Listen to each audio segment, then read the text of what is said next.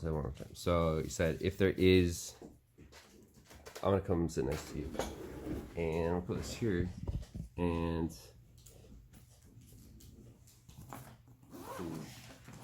you can chime in or something too. You don't have to. I don't know how little you were thinking about. Be you. Yeah. Do what feels right. Exactly. So the camera's gonna be facing us, but if you want to, you can also come in frame. Do you need to plug in at all?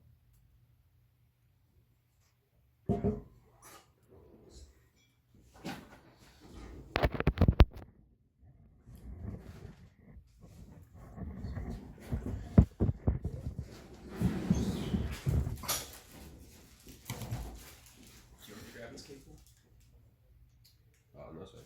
I'm plugged in.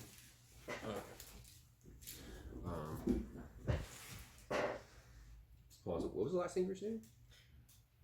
So we were talking about, I guess, intuitive exploration, or like how people discover what is discoverable before they have discovered it. Yeah. And you were mentioning the periodic table, and I mentioned like the Higgs boson in particle physics. But it's also true in ecology that whenever you can observe a niche in ecology, you know that something must inhabit it. That like if there is an available resource in an ecosystem, something will be benefiting from it, because available resources are constructed by that ecosystem. If there wasn't something that was maintaining that resource, it wouldn't remain a resource. It would get converted by other organisms in that ecology into something else. You like assume like structure and order, like a resource represents structure and order? It's more of an emergent thing than it is a convergent thing. Wait, okay. So forgive me, I honestly didn't know what ecology means. Ecology is just like, so you have like anatomy, which is the study of organisms by cutting them apart, like biology, which is the study of organisms by watching them behave. And then you have ecology, which is the study of organisms interacting. Is basically the way to understand it. I like this description. I feel like an academic would not use this description, but I like that. That's intuitive. Like, esoteric knowledge becomes less and less true. Like, as it becomes more and more specific, it's less and less real. Because reality is like those things which affect each other.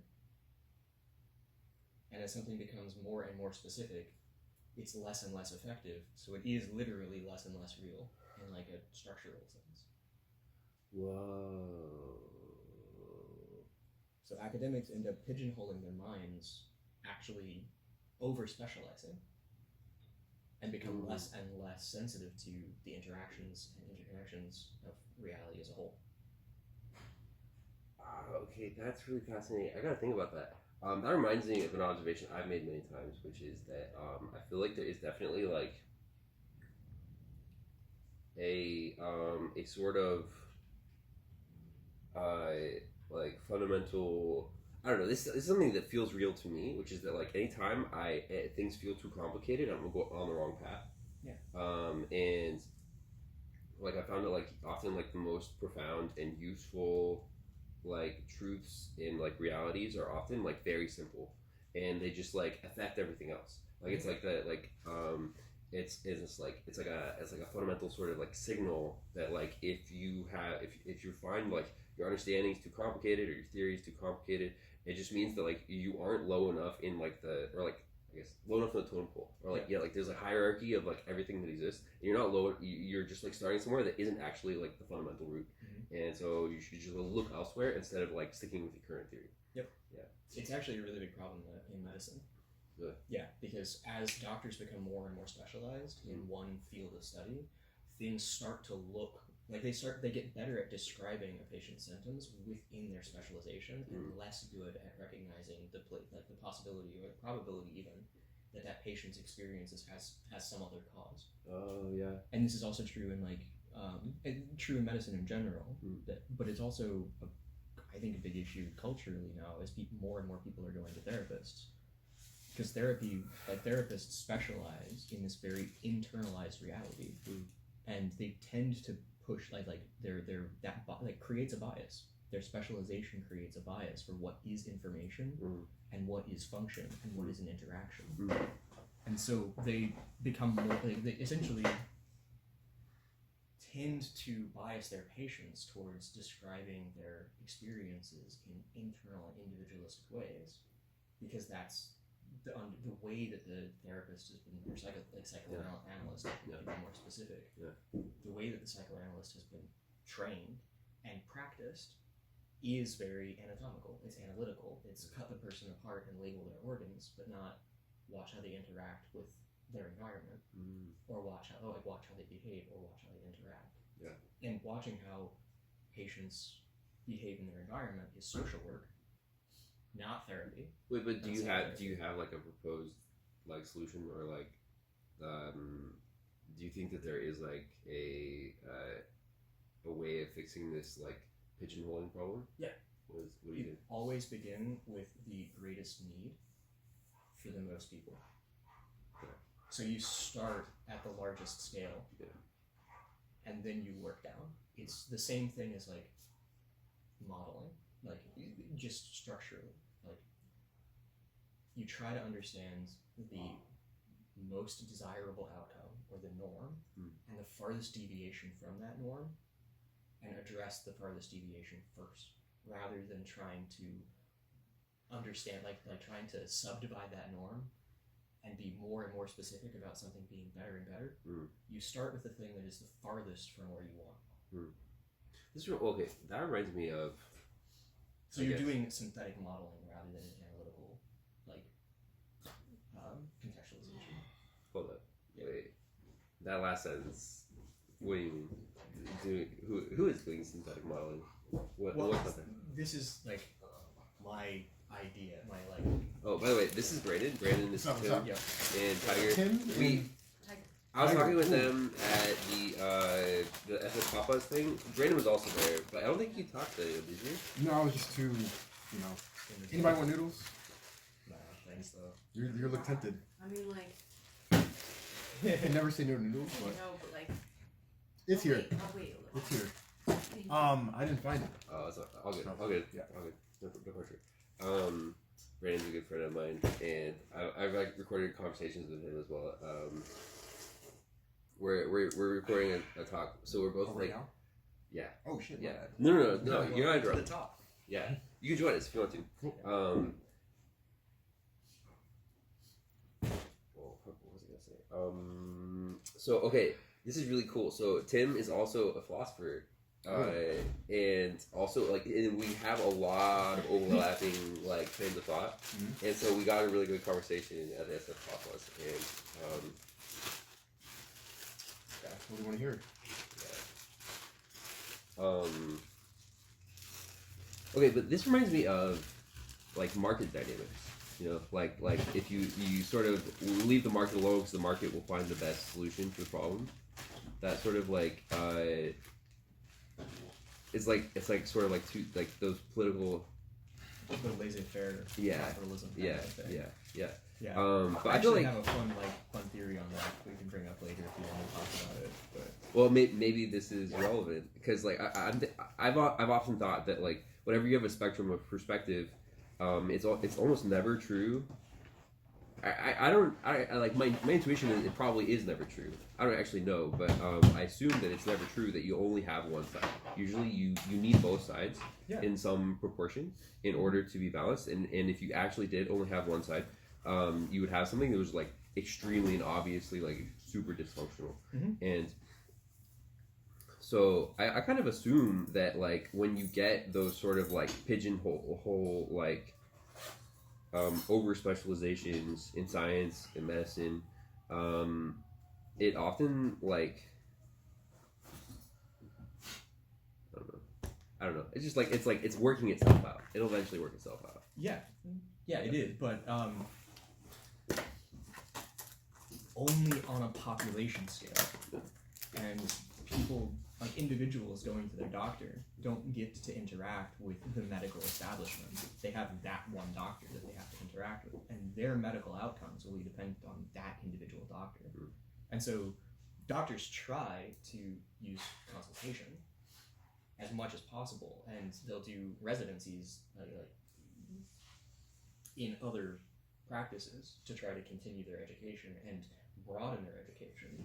But because of the economic incentives of specialization in our economy, because we have this idea of the survival of the fittest as like the very foundational kernel of that everything else is built on, is this idea of fitness. There's a really, really strong perverse incentive for doctors to take that continued education requirement in order to maintain their license and continue more specializing, over specializing. And because they're paid as individuals, not in like a single payer healthcare system, those consultations are paid. So it costs the doctor some of their profit on that patient to consult with other doctors. And we don't have enough doctors for all the people who have needs. And so it's not like you can be an individual and go to a committee of doctors and say like, here are the symptoms that I'm having. Now you all discuss. And so you're telling your symptoms to an individual doctor who may be better or worse, just on a developmental perspective, at diagnostics. Some doctors are incredibly good with treatment, but not very good diagnosticians. Some doctors are really good with the research and not very good with treatment. But the incentive structure that we've built as an economy, like culturally, requires doctors to be incredibly efficient at treatment, to treat as many people as possible in as little time as possible. And that is not in the best interest of the patients. As a whole, as a population, medicine is improving. But it's kind of improving in spite of the way that we're doing it. Yeah. And that's true in academics as well. That like academia is growing its understanding of the universe, but each individual academic is less and less good at understanding. So what we're going to end up with, or what we kind of arguably already ended up with, is the same thing that happens, like that we see in the fossil record, where like a species will adapt to their environment. They'll over-adapt to their environment because they have some advantage. Usually it's some resource that's available. Like a different species goes extinct, and a resource becomes available for them to use. Once that uncontested resource exists, or an uncontested strategy exists, that species is no longer incentivized to continue diversifying their energy, like their resources or their survival strategy. That's where optimization starts. And so they get better and better and better at controlling that resource. And as they do, they become fitter and fitter, but more and more fragile. So like the survival of the fittest is one strategy in evolution, but it's not the winning strategy. What is extinction tolerance is the winning strategy. I see. So adaptability. Basically, yeah. As you get better and better at controlling a singular resource, you become increasingly fragile to anything in your ecology which affects that resource. So climate change happens. We're all still dependent on oil. We're working ourselves into extinction, like every other species that's gone extinct. Almost every species caused their own extinction. Every culture, like human culture, caused its own extinction. That's interesting. And academia is kind of doing the same thing because of this over-specialization. And as long as there's enough parallelization of specialties, that's fine.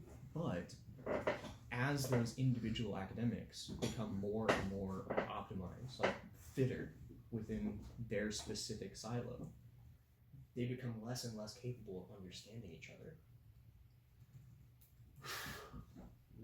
This is a problem pointed out by people who work in philosophy of science. I mentioned the last time we talked about Thomas Kuhn's and Paul Feyerabend. I just finished the last book I was reading, so I want to start that Against Method. Probably. That's so trippy. It's like, because it's like a lot of people who have a revolutionary idea.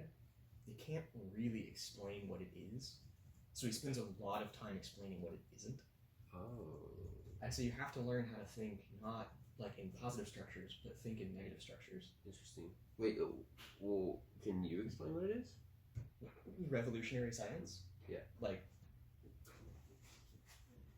I actually think that starting from Kuhn's is a better way to understand revolutionary science.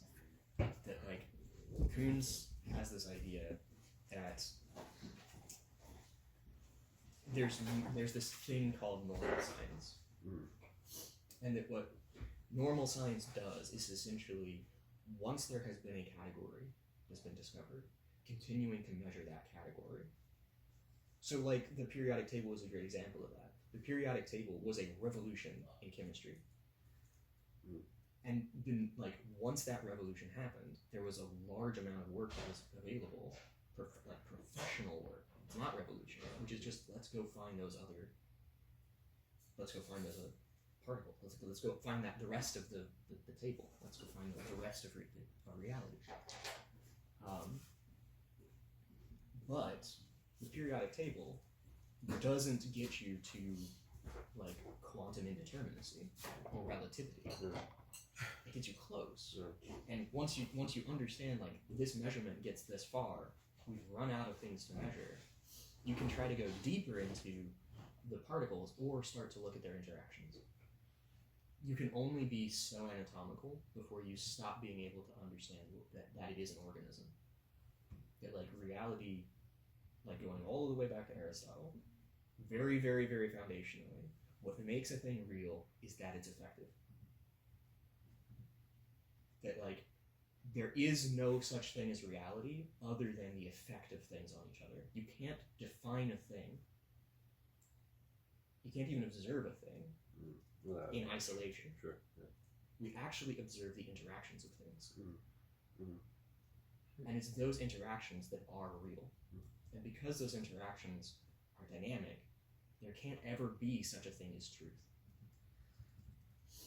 Truth is only something that can exist within an analytical model, but it isn't something that can exist within a synthetical model. It can't exist in reality. Well, okay, hold on though, because, like, I take strong issue with, okay, this is an odd sort of absolutism in a lot of people's thinking and talking about this particular topic. Yeah. That I think is very silly because, like, I think that, like, everything is relative, but not infinitely. I think that, like, there are relative truths, and so just because there is no truth, which I think is, like, is technically true, it's almost a useless thing to say because there are relative truths and they are as concrete as the supposed truths relatively that we, like, imagine can exist. And so it's, yeah, I think a lot of people get tied up in that, and it's, to me, it's just, like, not a useful thing to talk about. Like saying that there is no truth is kind of like, it's kind of like stupid. It's kind of like talking about determinism as if it's a useful thing to talk about. Sorry, I said that without context, but, like, no, I also think that, like, I'm following you.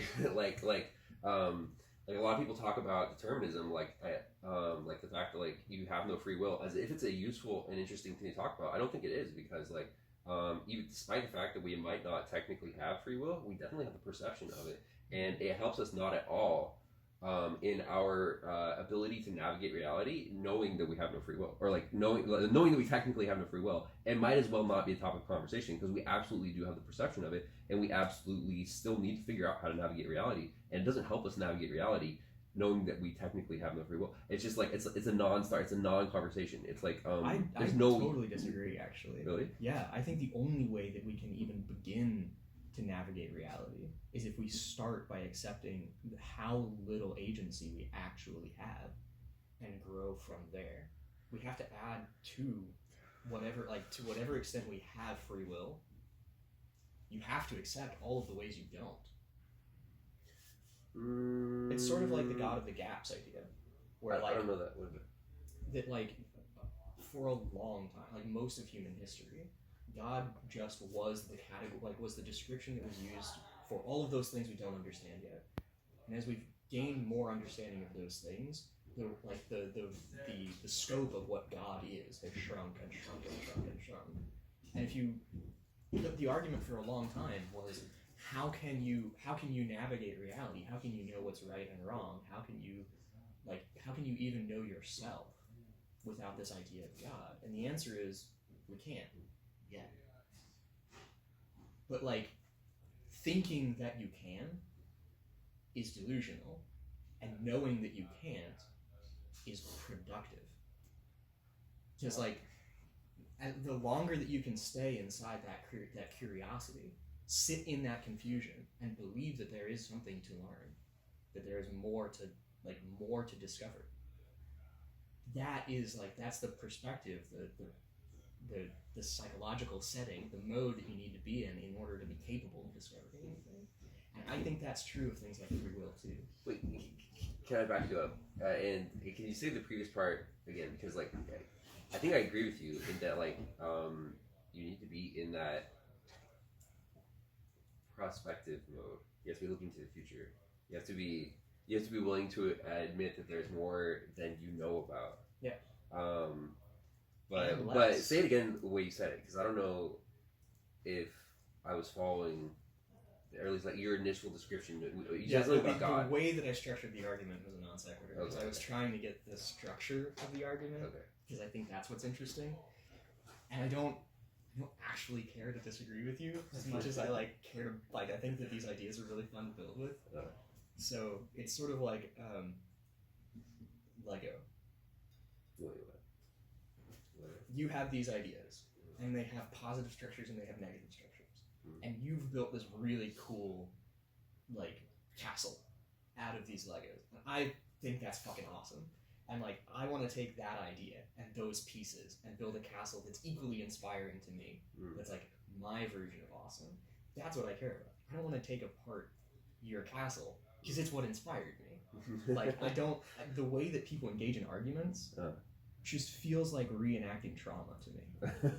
like your idea threatens me in some way because I have to agree with you in order to be valid. And you're not treating me like that.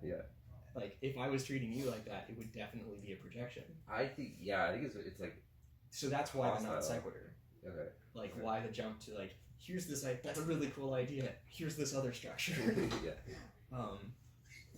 Take a look at that's a cool castle, but also, or to use the cultural reference, I'm gonna let you finish, but so truth versus reality. Truth assumes an unchanging nature. Every single time that we have measured nature, we have been measuring change. What if the changing nature of reality we is only see their interactions? We are actually only able to observe change. Well, if there is something that is true, it isn't what we're acting on. If there is something that's unchanging, it can't affect us. Well, okay, hold on. What if the nature of truth doesn't have to be something that's static, but it can actually be relative and dynamic? What if we're not using the word true to refer to something that is quote absolute, static, and fixed, but instead of something that relative, changing, in dynamic, doesn't have to be just because everything is relative. Not everything is infinitely relative, and it's I don't feel like it's useful to assume that there are absolute truths. I just think that it is useful to assume that there are relative truths, and I do think that it is useful to assume that there aren't absolute truths. Okay. So you argue against that? Yeah, because that limits people's curiosity. Once you believe something, the function of a belief is it's a place to retreat from confusion. Not knowing something is uncomfortable. I think I agree with that. Probably. And so we depend on beliefs because staying in confusion isn't functional. And so beliefs are a practical thing, but they're not objectively true. They don't exist outside of you. They're not a part of nature. No belief that any human will ever have is objectively true. Objective truth is kind of a contradiction in terms, and it comes from bias, from misunderstandings of human psychology that come from applying this analytical mode to humans to try to dissect the different parts of a person, like in an anatomical way, and think that that's the same thing as understanding them. The way to actually understand humans is synthetic. Understanding the ways that we behave and the ways that we interact in our environments. And those things actually do, like, very consistently determine people's actions. Yeah. So it's not that, like, free will doesn't exist. It's that it's not an individual experience, it's not an individual thing. It emerges from culture. I agree with that, for sure. And it does this in this, like, really, like, abstract, dynamic way. Yeah. And we're, like, the arc of history bends towards more and more individuation of that agency that we have only ever had as species. Like, going from an organism perspective, where you're just reacting to aversive experience, like aversive pressures in your environment, to now you're pursuing desirable stimulus, like attractors in your environment, to now you're creating, like you're insulating yourself from aversive pressures in your environment, to now you're creating desirable, like attractive pressures in your environment, or attractive experiences in your environment. We're still at this, like, evolutionary stage of insulating ourselves from aversion in our environment, building shelters, medicines, like. Wait, what is the next stage? The next stage would be creating attractive things in our environment. So, like, this comes out through art, through philosophy, through, like, we're beginning to do that, but very few people have that kind of agency, ecologically. And it's not just a function of they don't have access to it in their environment. It's also that they don't have access to developing it in themselves. Like, developmental psychology is something that's fascinating to study in the behaviors of an individual, but it's arguably more insightful to study in the development of cultures, like, historically. And culture bends from typically like the most aversive environment towards some kind of desire. And as those desires come with our existing biases, often there's a lot of supremacism and a lot of, like, xenophobia. I'm not sure where you're going with it, though. Because that supremacism comes from an innate concept of self rather than an emergent concept of self. That, like, if you believe that you are something and that, like, is unchangeable, your environment will always either confirm or disconfirm that. You still won't have agency on, but, like, in regards to it. Well,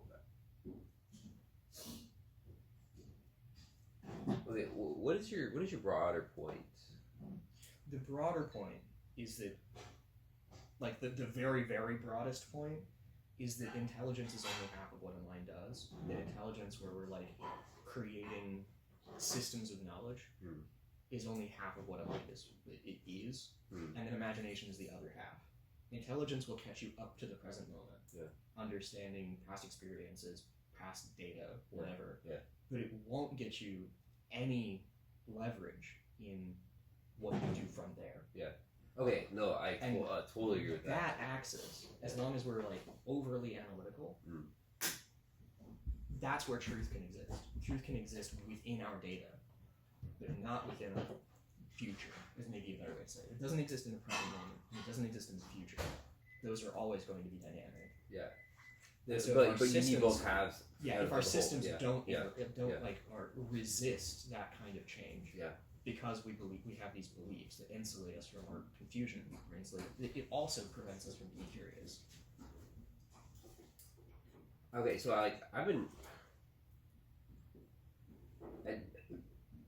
I have different terminology for talking about this than you do.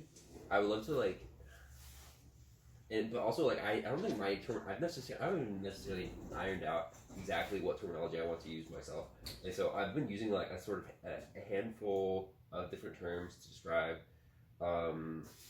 like, this sort of, like, future focused, past focused dialectic. Where so I've been using, like, teleology and causal deterministic reasoning as, like, a broad catch-all for, like, for referring to these like two ways of thinking about it, and I've been thinking about it a lot because I feel like it is just like so powerful and important. How like there's latent potential in the unknown, and people who are like reasoning in a causal deterministic way, they're doing valid reasoning. It's just like it's only half of the coin. There's like often they limit their attention to what they know about, or at least like what they think is possible, and then they just can't take advantage of things that are in the unknown. And I'm so like I've been trying to think about ways to talk about it, ways to describe it, but I do also want to know what words you've been using to talk about this, and I don't know. This is because to me, like I feel like this might be like the most profound thing. Like yeah, I think so too. like maybe ever. Just like so far is the way I think about it. It's the most profound thing so far. Yeah, it's just like it's crazy that like that this has not become like that this is like a topic that has been, as far as I know, sort of like relegated to spiritualism. And that is like I'm so excited to see to get some phenomenology in your hands. Yeah, because it's like 130 years of diss tracks about of spirituality. Yeah. Of like if take the phenomenology of spirit is like treating Kierkegaard's phenomenology as like, so on your own terms, that's fucking nuts. Like if you actually believe that all of these things would be true, and that you can't believe them. But here are all of these things that we can't believe that must be true. Hold on. So I haven't read Kierkegaard. You have to fill me in. Well, I'm not a Kierkegaard expert. Okay. Like I studied him in a different life. Okay, well, give me context. I don't know what it is about. So he starts phenomenology as a way of trying to essentially create a science of spirituality. He wanted to found his natural philosophy on spiritual experiences. And so if something was in contradiction with his spiritual experience, he believed that he didn't understand the non-spiritual part of it. But he was unshakable in his understanding, his belief in his spiritual experiences. And so he compared everything else to that. So it's phenomenology, but it's not dialectical. It's categorical. So like this category is inviolable. It can't be shaken. This belief in God, in spiritual experiences, disproves everything else, and so we must not understand it. Rather than, what was the context that we brought up Kierkegaard for? Before? Oh, this is just like you were talking about. This is the most potentially the most profound thing ever. Yeah. And I was like, I really want to get some phenomenology in your hands, because phenomenology is. You said that it's been relegated to the realm of spirituality. Yeah. Kierkegaard wrote this book trying to shore up in a really solid way exactly why and how this is all spiritual. And it can't be material. And material reality is this past focused thing, and the present and the realm of phenomena is all spiritual. And so if your material reality or your material beliefs or limit your spiritual experience, that's what's biasing you, that's what's holding you back from learning more. Okay, no. I had this conversation with this girl the other day, and she said that the present is real and the past and future are not. And I was like, dude, I actually think the opposite. I think the present is not real and the past and future are real. I agree with you on that. Yeah. But reality is something that imaginations do. It's that's the way that when we're talking about talking about phenomenology, perceptual reality, that's something that our imagination is constructing. And it can be. So you're using the word imagination to refer to this sort of future oriented, what I call teleology, which is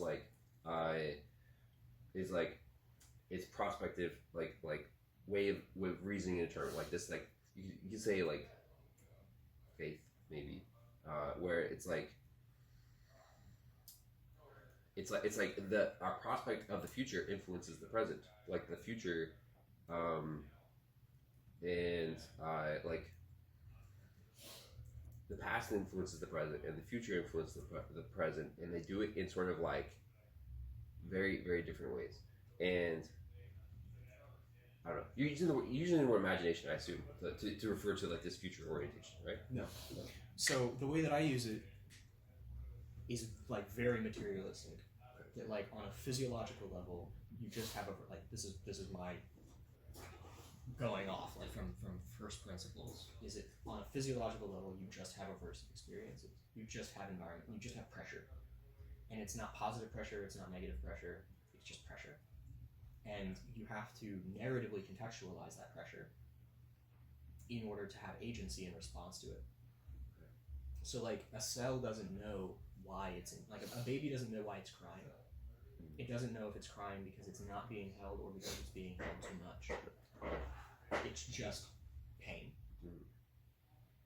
You have to like evolve behaviors to contextualize those aversive experiences, and that's actually where pleasure comes from.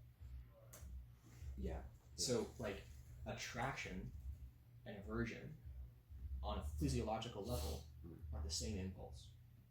Yeah, you said that. You said there's no difference between like pain and pleasure in the mind. Your neuron doesn't know the difference. Yeah. Your neuron just knows it's being burned. Yeah. Yeah. And it spreads that signal to something else. Yeah. So pain and pleasure are interpretation. Yeah, basically. By the time that you get past that, like by the time we're talking about attraction and aversion, it's already imaginary.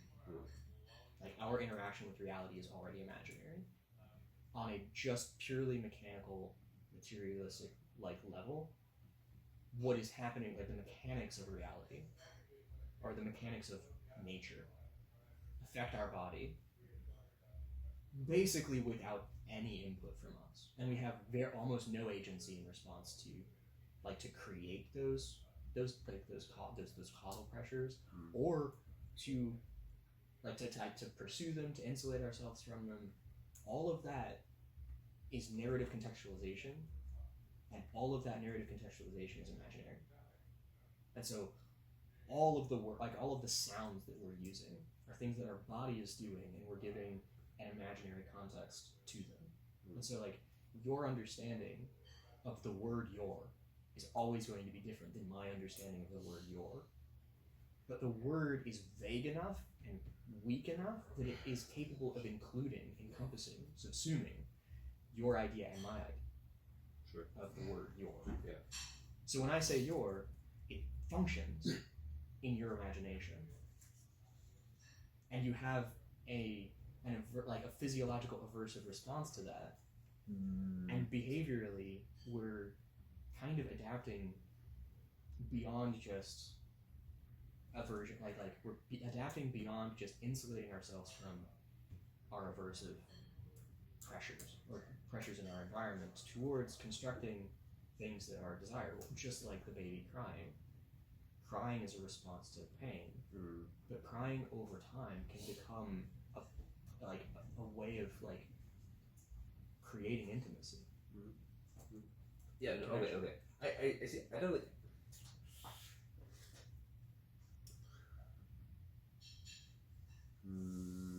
So what we mean by truth is like, or what I try to think of as like truth is that's the material reality relative to itself. That's just nature mechanically interacting. But that's not what we experience. By the time that we have an experience, all of what we're experiencing is imaginary. I see what you mean. Yeah. No. Like, and that's reality. Yeah. And if we attribute truth to our reality, we become less and less adaptive or sensitive and adaptive to changes. But you need to be able to perceive. You need to be able to compare. Yeah, you need but to be what able I'm saying to... is perception by its nature, perception is always imaginary. So we shouldn't be looking at its we shouldn't be as concerned about its sort of moral value, how true it is. We should be more concerned about its ethical value. Well, What's the effect of it? How do you differentiate moral and ethical? Moral tries to make claims about the way things ought to be. Yeah. Ethics make claims about the way things turn out, like the ways that things happen. I see. Okay. Yeah. I think I agree with that. Yeah. So it's like that line in sound again, like the past and the future. Morality always has to, or analytical modes of thinking always have to draw a line in time in order to be able to create information. Something becomes information by being distinguished from something else. Reality doesn't become real by being distinguished. Reality becomes real by becoming effective, by interacting. I think I agree with that. Sure. Yeah. And so if we're I kind of want to clean it up though, or at least like I feel like you kind of use a little bit of like circular analogies, and I kind of want to get you to like decide on something like a concrete like single way of saying it, so that you can describe it more clearly. And but that may be a conversation for another time. There is a concept, like there is a word for this concept, as far as I know. What is it? Gestalt. Gestalt is the it's the non-exclusion things. Okay.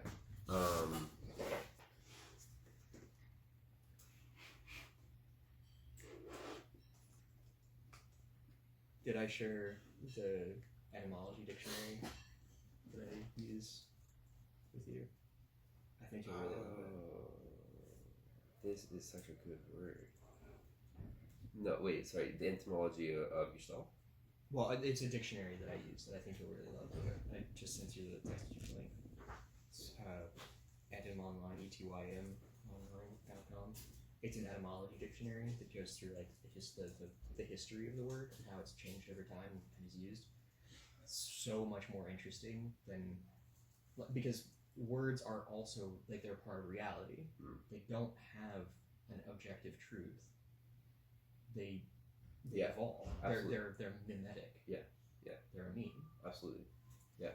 And so like. Yeah. Okay. I just finished this book. It's called The Secret Life of the Brain, and I forget what the tagline is, but basically it's about that. It's about how like it's not just words; it's also emotions. Like emotions are mimetic. Like we literally. I think I mentioned to you this to you in our last conversation that we like words influence culture, and also words influence and then we also like use those words to label our emotions, and so like our emotions are literally a product of our culture. And if you change your culture, you change the emotions that you experience. And also the like same way. What is Color? Yeah. Like we think that color is a thing that exists, but I think it was the 1500s. Before the 1500s, there wasn't even a word for blue, because blue was considered to be a part of black.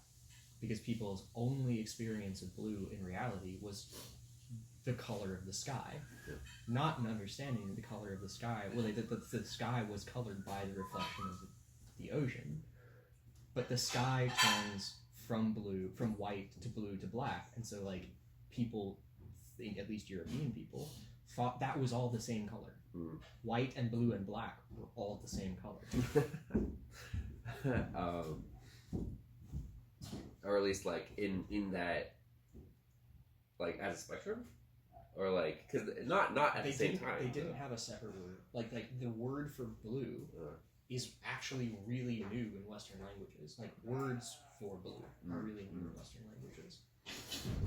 This is crazy. Because it would be called like. I've had this same conversation with someone else. I think like 3 days ago. White and black. Yeah, this is like deja vu. Yeah. Like. Okay, so I love this word Gestalt. This is a really good word. An organized whole that is perceived as more than the sum of its parts. So it's basically like emergent phenomena, but as a shorter word. Yeah.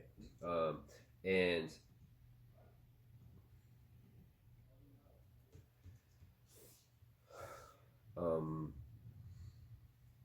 I've been thinking about this a lot. Okay, so like you know that I've been thinking a lot about social theory, and something that I have come to realize is that like a lot of the time people are navigating life. Okay, this is how I describe the divide, which is that like it's like you can focus on what you want, or you can focus on avoiding what you don't want. And so attraction aversion. Yeah. And so like there are people who and these are like totally different ways of reasoning, right? And I think at first a lot of people assume that they're like the same, but they're totally not, because actually, I don't know how to get that, but what I've come to realize is that like you have way more agency if you focus on what you want, but also like what people don't realize, like most people actually want to focus on what they want. They're just like focusing on what they don't want, or like avoiding what they don't want, because it's like culturally acceptable. It's like propagate. It's like it's a meme. It's propagated in culture. People are used to other people doing it. They're used to doing it themselves. They've been taught to do it. It didn't always used to be that way. It wasn't always that way. It's and actually, I don't think it is in all cultures either. It's just also, this culture. Like it's something that has, like, it's always existed in our culture, because like our culture goes out to Catholicism, and that like you must avoid hell. It's such an essential part of all of the way that we think, and it's built into our language. It's like really, really core to the way that we relate to the world, but it's had a massive and really cynical escalation during our lifetimes in response to 9/11. You think? Oh, yeah. interesting. There's a book called Disaster Capitalism that lays out that like once you get people to be acting away from their fears, you can manufacture their fears. You can't manufacture their desires nearly as effectively or as like causally as you can manufacture their fears. And so if you want to control people's buying habits and like in order to make a profit from them, scare them. It's easier to scare more people than it is to give the same number of people the same desire. You can create the same fear a lot more easily in more different people than you can create the same desire. I think I challenge the fundamental assumption there, but also I see the reasoning, because like that is literally like this type of reasoning. It's like I don't like to say causal deterministic, but that's what I've been saying. It's just too long, and it's like I want to find like a shorter word to describe, like it's like a collection of like overlapping perspectives that are all like this sort of like, it's negativity focus, it's backwards focus, I mean in time, like past focus. It's like it's I used to call it recidivism. Okay. I don't dislike that. It's like orthodoxy with teeth. Sure, yeah. It's like really gnarly orthodoxy. It's people who really want to go back to the old way of doing things, but their idea of the old way of doing things is very forced and artificial, and all they really care about is what you do next, not actually what was true. It's like, it's recidivist. Yeah. So like, that's the way I think about it. Okay, recidivist. I like that. What is your word for the opposite, where you are focusing on the future, your hopes, your aspirations, your dreams, on the latent potential and the unknown? Transhumanist. Transhumanist. Yeah. So really? That's the way. That's that's like. Is that the way other people use that word? Oh no, for sure. Okay, all right. But I also think that like the way that most people use the word transhumanist is in the context of a specifically American political stance against trans people. Oh. But transhumanism predates the transgender movement. Okay, yeah, so it's like cyborg trending. Like let's cybernetics predates like. No, cybernetics is like creating systems that can perceive, right? Okay, yeah.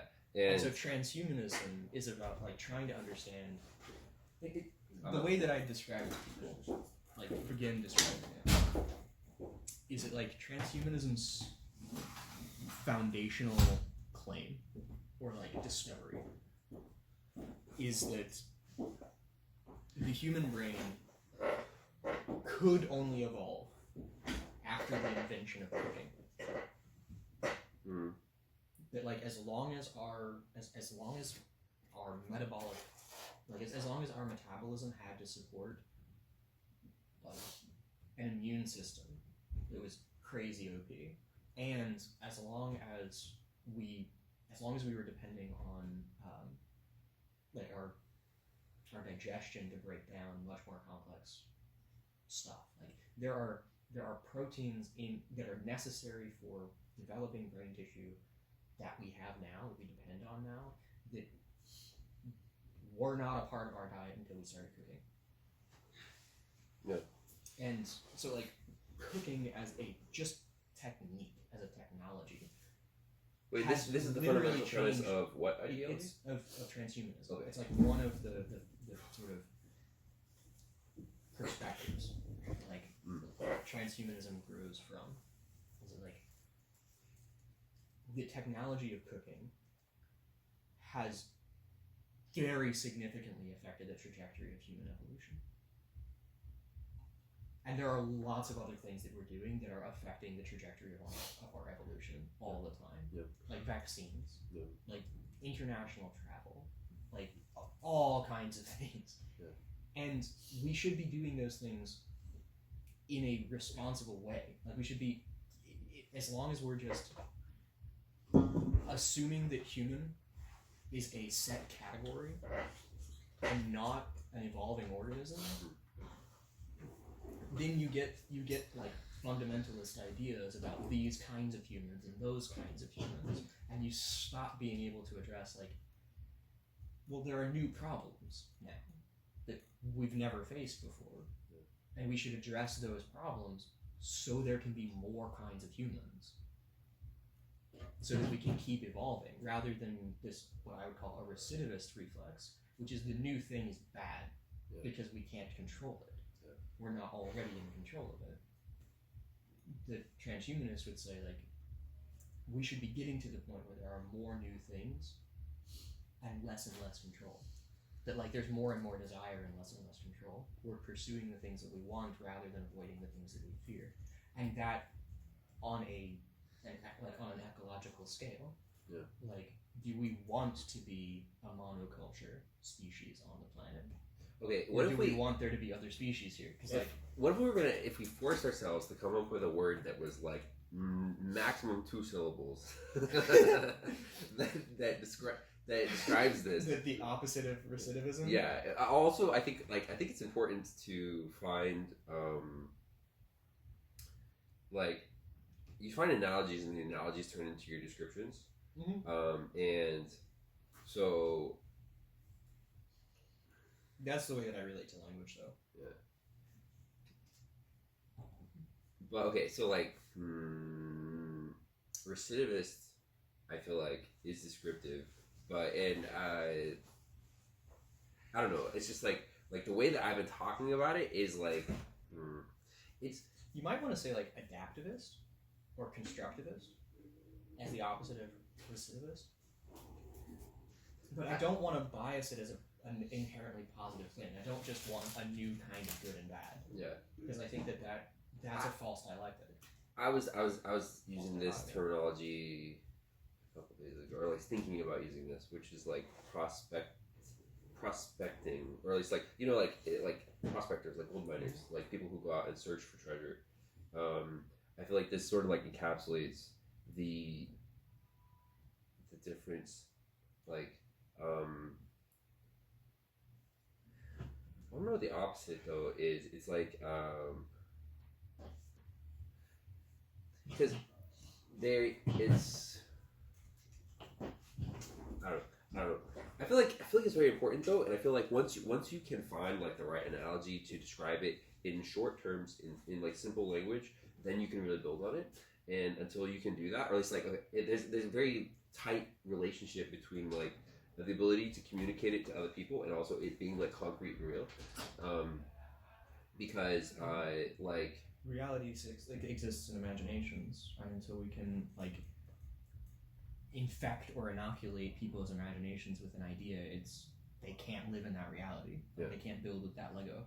Have I used this analogy with you before? Like there's a tower of knowledge versus a pyramid of knowledge, and there's a lot of people who know things without knowing how they know it. Mm-hmm. And often like people have like talent and or like they're just like in the right place at the right time. They like absorb information through osmosis, but they don't have like logical structure or like or or the ability, like, so it's there's no possible ability to have really positive habituation without very much like volitional narrative contextualization. Yeah. Right? Yeah, there's a lot of people who are like this, and like, so when I was first like looking into like the philosophy of social stuff, and I knew a lot of people who have like extremely high social skill, and I asked them like, how do you do what you do? And they would give me like the most bullshit and stupid answers, and I would be like, what the fuck? Like, that's obviously not it. Like, you're doing it, but you don't know how you're doing it, and so I was like trying to describe it, and what I realized is that like, when you define it, when you give structure to it, you can not only communicate to other people, which is cool, but it also allows you to do this thing like with the periodic table of elements, where you can suddenly start to predict what will come next. You can turn it into a science instead of it just being something where it's just like a collage, a collection of abilities. It's actually like something that you can build and grow. It's a structure, right? Yeah. And it becomes something that you can scale instead of it just being like. And so like people who have like a tower of knowledge, often they might be amazing at what they do, but they can't get more of it necessarily without like special circumstances. Often, or like if they do, it's usually through sheer intuition and talent instead of like. Or what I would call like environmental factors. Yeah, exactly. Yeah. And so it's just like what I want to do is turn into a science. And so like I feel like it's when you start with being able to describe it in something that like in the most concrete way that you can, you grow closer to that place where you can also not just it's not just about sharing with other people. It's also like it makes it so that you can build on it. The ability to describe other people makes it so that you can actually turn it into a structure that you can grow on top of. And so I think that's very important. It's very useful. Yeah.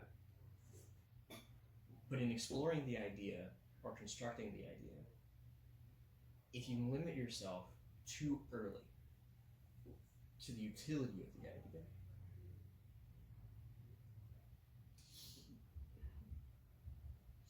it's that confusion tolerance thing that I talked about in our last discussion.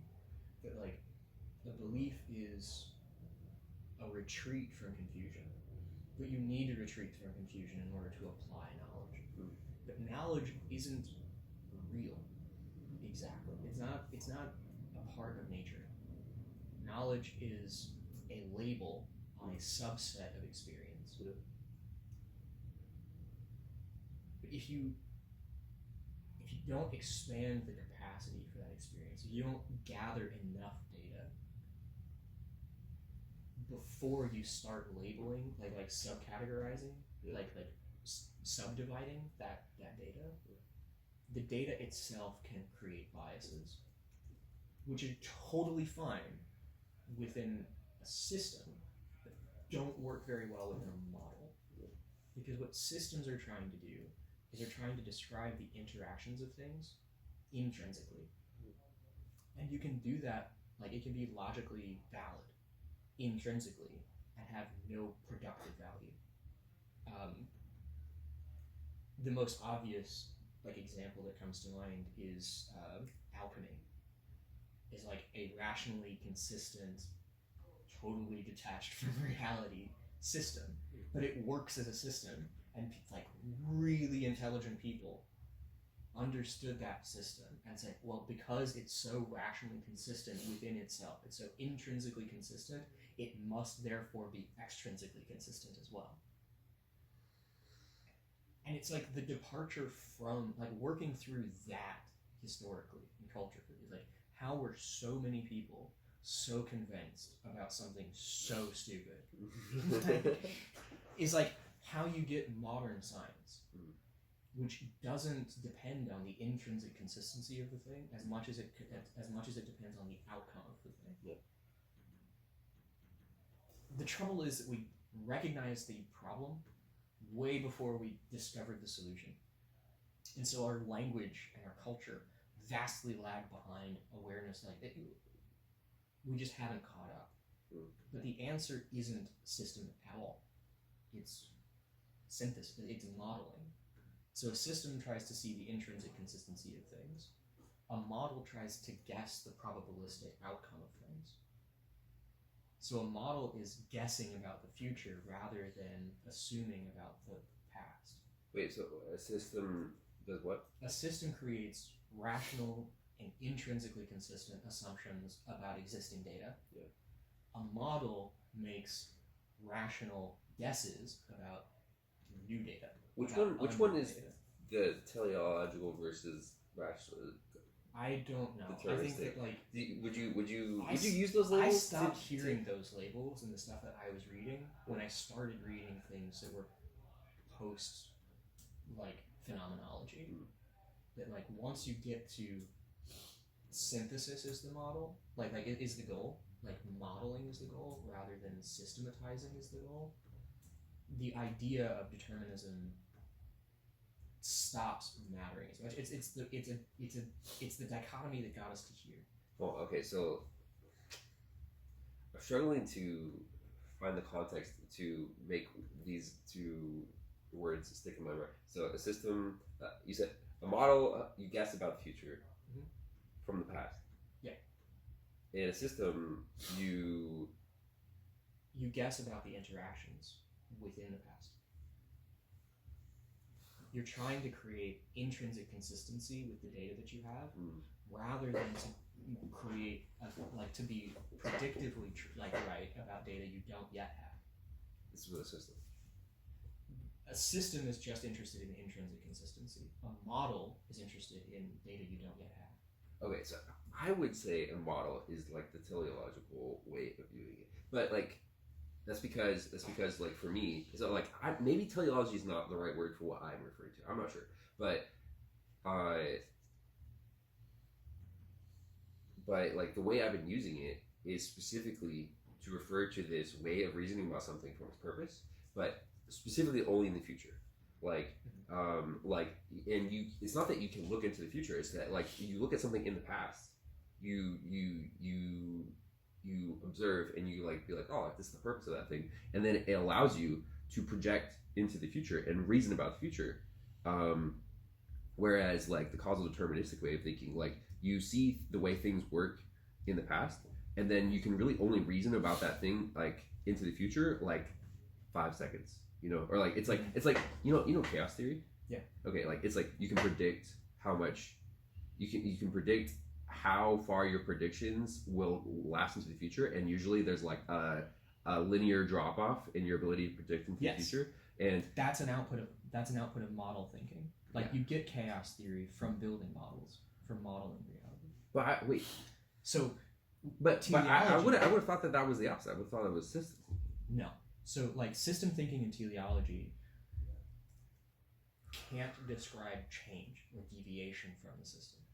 Are you using the word teleology the way I'm using it? Teleology, I just looked up the etymology here, and it's study of final causes. Okay. So the only way that I've heard teleology used, and the reason I don't really have a firm, it feels like a very fuzzy, vague idea in the way that other people use it. I think you have a better way of using it than other people do. Okay. I'm not convinced it's the right word to describe what I'm talking about. Because it starts off as a study in theology. Yeah. About we have to understand from God's intentions, and not just from the. You mean the etymology starts out that way? Well, the study of study of final causes from 714, modern Latin teleologia, coined in 1728 by German philosopher Baron Christian von Wolff, from Greek telos, or entire or perfect or complete, genitive of telos, which is final, end, completion, goal, result. If there is a goal to reality, if there is an end to time, teleology makes sense. If there is an arc of history that has a goal, teleology makes sense. I do think that though that is okay. Here's the thing though, because I'm not religious. I don't believe in God. I don't believe that in spirituality, and I don't think any of that makes sense. But I do think it makes sense to reason about things as if they have purpose. I think that totally makes sense, and I think that is the best way to make sense of reality. I think that And I would agree if you're talking about reality in the way that I talk about reality as being this imaginary thing that's disconnected from nature. Like nature is just an impulse that very weakly feeds into reality. But reality is this thing that our imaginations do. I think so. Yeah. And with I think that so. like yeah. psychological perspective on reality. I want to manifest my desires, and I think everyone does.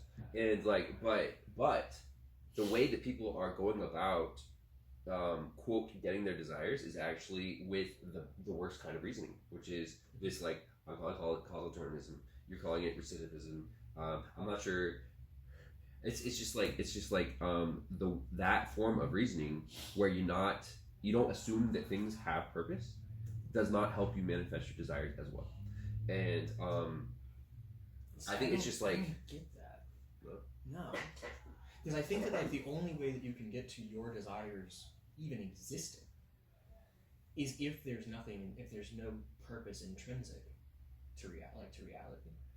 That like I think that the only way that you get to manifesting your desire, or like even your desires having a source, because like in the I feel like there must be some way we're talking past each other, because I don't feel like we mean different things, even though we might be using different words. Because like it's this meaning doing distinction where like the words that we're using have different meanings, but the words that we're using have the same doing. yeah. I think that like metric and imperial. Yeah, you're talking about using like this like you say we should start from nothing, I guess, sort of like you just said earlier, like you said you don't think we should start for purpose, and you don't think you said something earlier about how you think we should start from determinism, like you think we should start like believing we have no free will, and then I think we should start from aversion. Okay. And increase aversion tolerance at an individual level and a species level. That like it's that evolutionary strategies thing. We shouldn't be prioritizing fitness. We should be prioritizing extinction tolerance. But isn't that what this is? Is like extinction tolerance is like it's like I think this focus on the future, what you want, dreams, your desires, focus on what you want rather than avoiding what you don't want. It's actually more like I still need a word for it. Focus on what the most vulnerable people want, because finding ways to solve the most vulnerable people are the vanguard of the they're experiencing, they're having the most obvious aversive response to the pressures in our environment. Treat them like canaries in a coal mine. If the canary dies, get more air quickly, because those things tend to spread. If it's affecting some people really badly, it could affect anybody more. But does it make sense though to I don't know, to me it doesn't really make sense to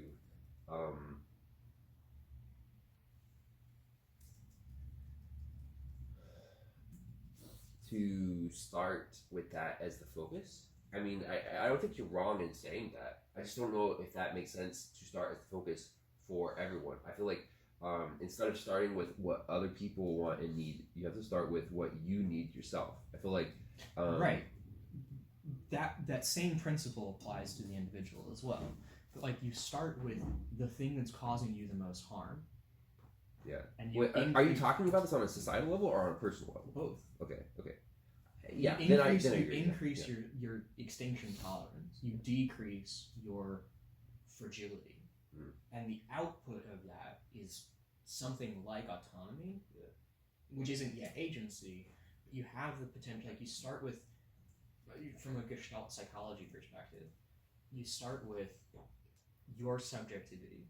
What are you experiencing right now?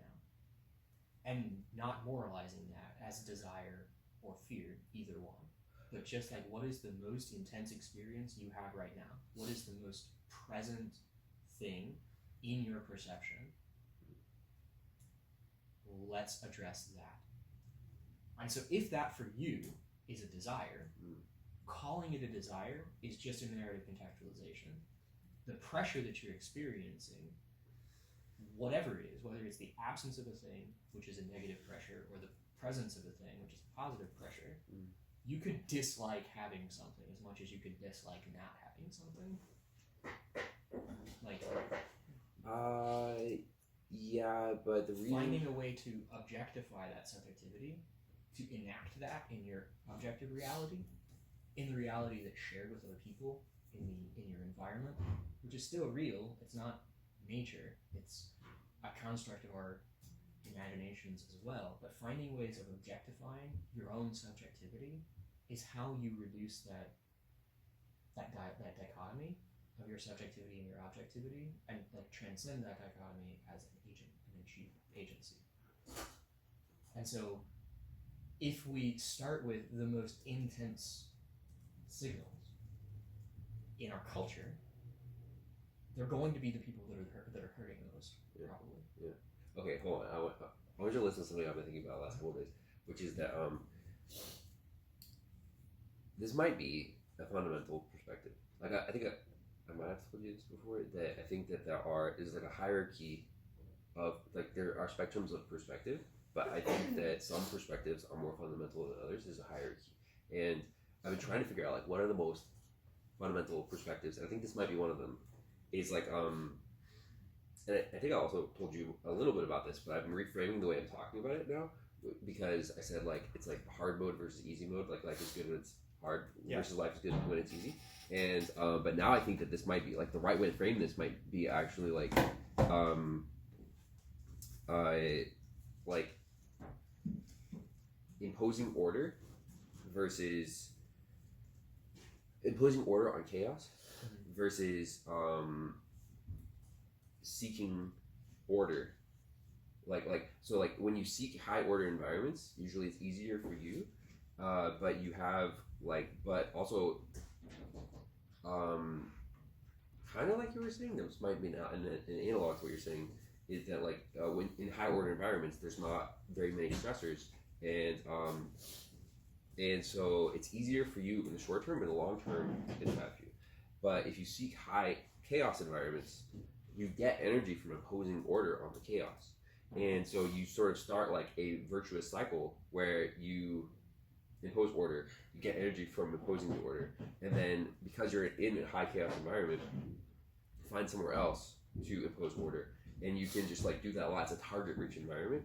And so it's like people who seek, life is good when it's easy, they seek high order environments because it's easier in the short term, but in the long term it's bad for them. And it's the opposite. Like if you're seeking to be in high chaos environments, and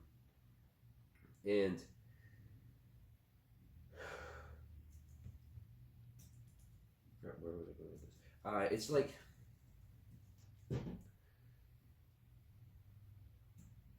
I don't know. I made this analogy to have you heard Endgame?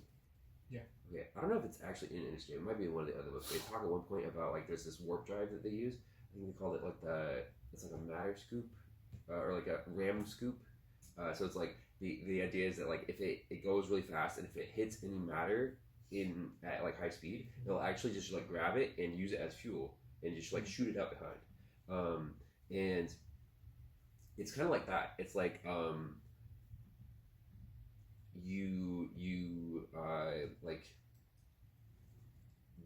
turn your attention towards chaos instead of away from it, and in so doing, you provide yourself with the fuel to your intention is to impose order. You have to turn your attention towards chaos in order to do that, and so you're in a high chaos environment. You seek it out because you want to impose order on it, and when you do, it gives you energy. It allows you to more effectively find more chaos and impose order on it, and you just start to build momentum. And what you're describing is entropy.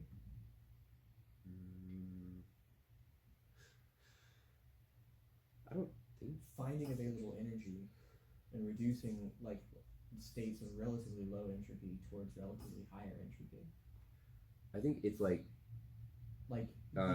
delaying entropy, maybe. It's the opposite of that. Well, isn't entropy when everything breaks down, right? And so there's available energy, there's potential energy in a block of wood. Yeah. And it will decay at its own pace at a certain temperature and environmental pressure, like atmospheric pressure. And there are organisms which steal energy essentially from that block of wood by accelerating its decay. And that's what we're doing when we make a campfire. We're stealing energy from that block of wood by accelerating its decay. When we eat, we're doing the same thing. We're accelerating entropy. One of the ways to understand life is that life is an entropy condenser. We take lower states of entropy and we condense it.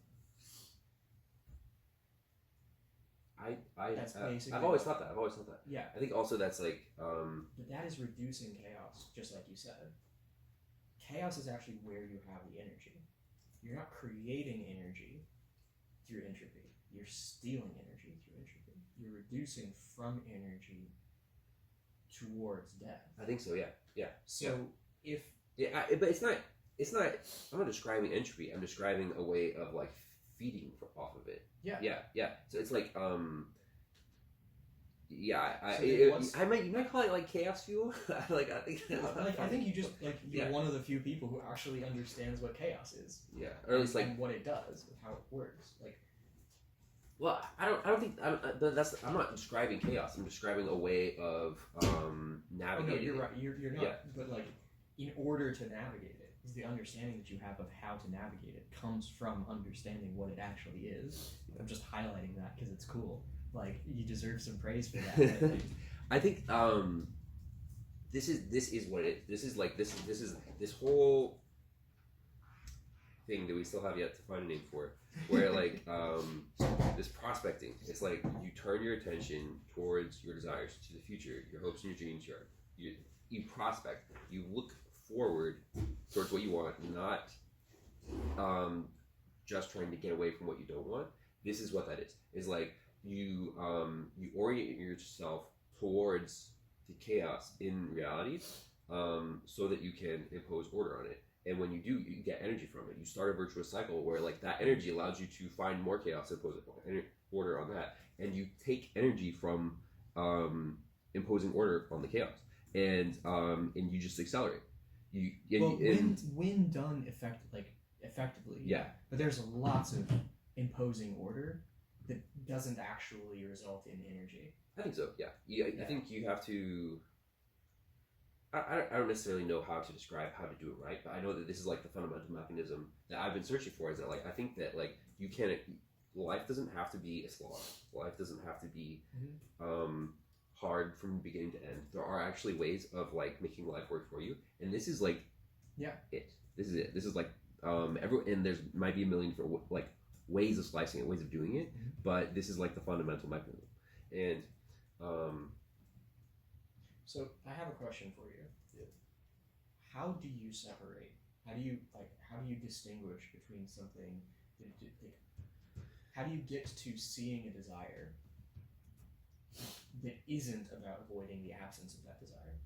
How do you distinguish between things that you are attracted to, which aren't just? Because it seems to me that attraction and aversion are purely narrative. That on the physiological level, you're just experiencing pressure, and you're more motivated by the desire than you are motivated by the fear. I think there's something to that psychologically. I used to say that nobody knows what they want; they only know what they don't want. And now I think that is actually wrong. I think that you do know what you want sometimes. They're all so it's I think that by the time you are qualified to act in your own interests, you have to know what those interests are. Yeah. And it's not just this isn't in my interest, so I'm acting against it. Yeah. But I don't know how to describe it. It does start there. I don't know how to describe it, but I think that the pushback that I'm giving poorly is it seems like the way that I'm hearing you talk sounds like you want people to almost reject their fears and pursue their desires instead. When I think that desire begins as fear, and that you elevate that, the way that you work with that fear is how you become aware of the desire. No. Okay. But if you stay in the fear, if you hold on to the fear, you're reenacting the environmental pressure. Okay. So, like always, whenever there's a spectrum, it's not just one side. I don't think you should always reject all of your fears, but definitely there is an element where, like, pursuing the high return eventualities that could exist if your attention are on them represents turning your attention away from protecting yourself. There are situations where you can't protect yourself and also like have the best like you can't have your attention on protecting yourself and also have the best out of the situation. You have to choose one, and it's like and so you can protect yourself, and usually what you net in that situation is just like not losing anything, versus the best outcome is usually like gaining a whole lot. How do you decide best though?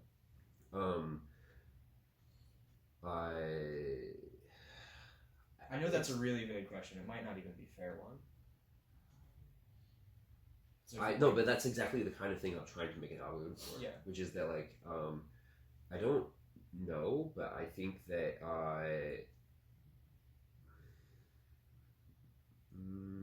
it's just like you need to be open to it. That's kind of lame. I don't think that that's like a good way of saying it. But like it's like most people are just not open to it in the first place. They don't even know about it. They don't know if it exists. No one's talking about it. There's no language for this. So like even just talking about it and getting the language, like getting it into their minds, like you know that book, The Secret. Yeah. I hate that book. Me too. I hate that book because it's trying to describe this in the shittiest way possible. I don't think it's trying to describe this. I actually think that it's trying to make people dissociate from their material conditions into their subjectivity as a way of making them more fragile to making them think depend on magical thinking as a way of making them more vulnerable to environmental pressures. I think it's a very cynical interpretation. But look at what the author has done with his money, and look at where he's been marketing that book. I have no idea. Africa primarily. He's been spreading it on the continent of Africa in order to create more and more of a kind of permanent slave class there. Fuck. Yeah. No, he is evil. Well, okay, and this he wrote this book after a paper came out. I don't know if you read the paper. I can't tell you, but I know that there was a paper that made waves in the early 2000s that showed a global population scale of the religion, it proved a 1-to-1 correlation between the religiosity of a country and the poverty of that country.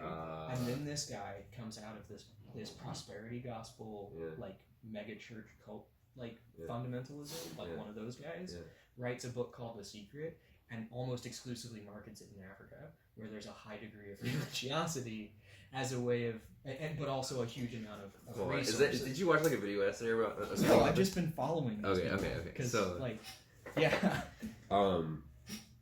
because that's that doesn't surprise me, but also the thing about The Secret, and the reason why I think it blew up and became so popular is at least in part because it's describing this in part. There's definitely a partial description of this in there. There's they talk about manifesting your desires is a real thing, and that's what this is. It's manifesting.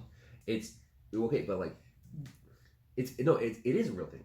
It is a real thing. There are eventualities that won't exist unless your attention is on them, and that's true for positive and negative eventualities. And so that's what optimism is, or effective optimism is, when you have a situation where you can have your attention on a negative, which represents protecting yourself, and in so doing not lose as much, or you can have your attention on a positive, which represents not having your attention on protecting yourself and potentially gain a lot more.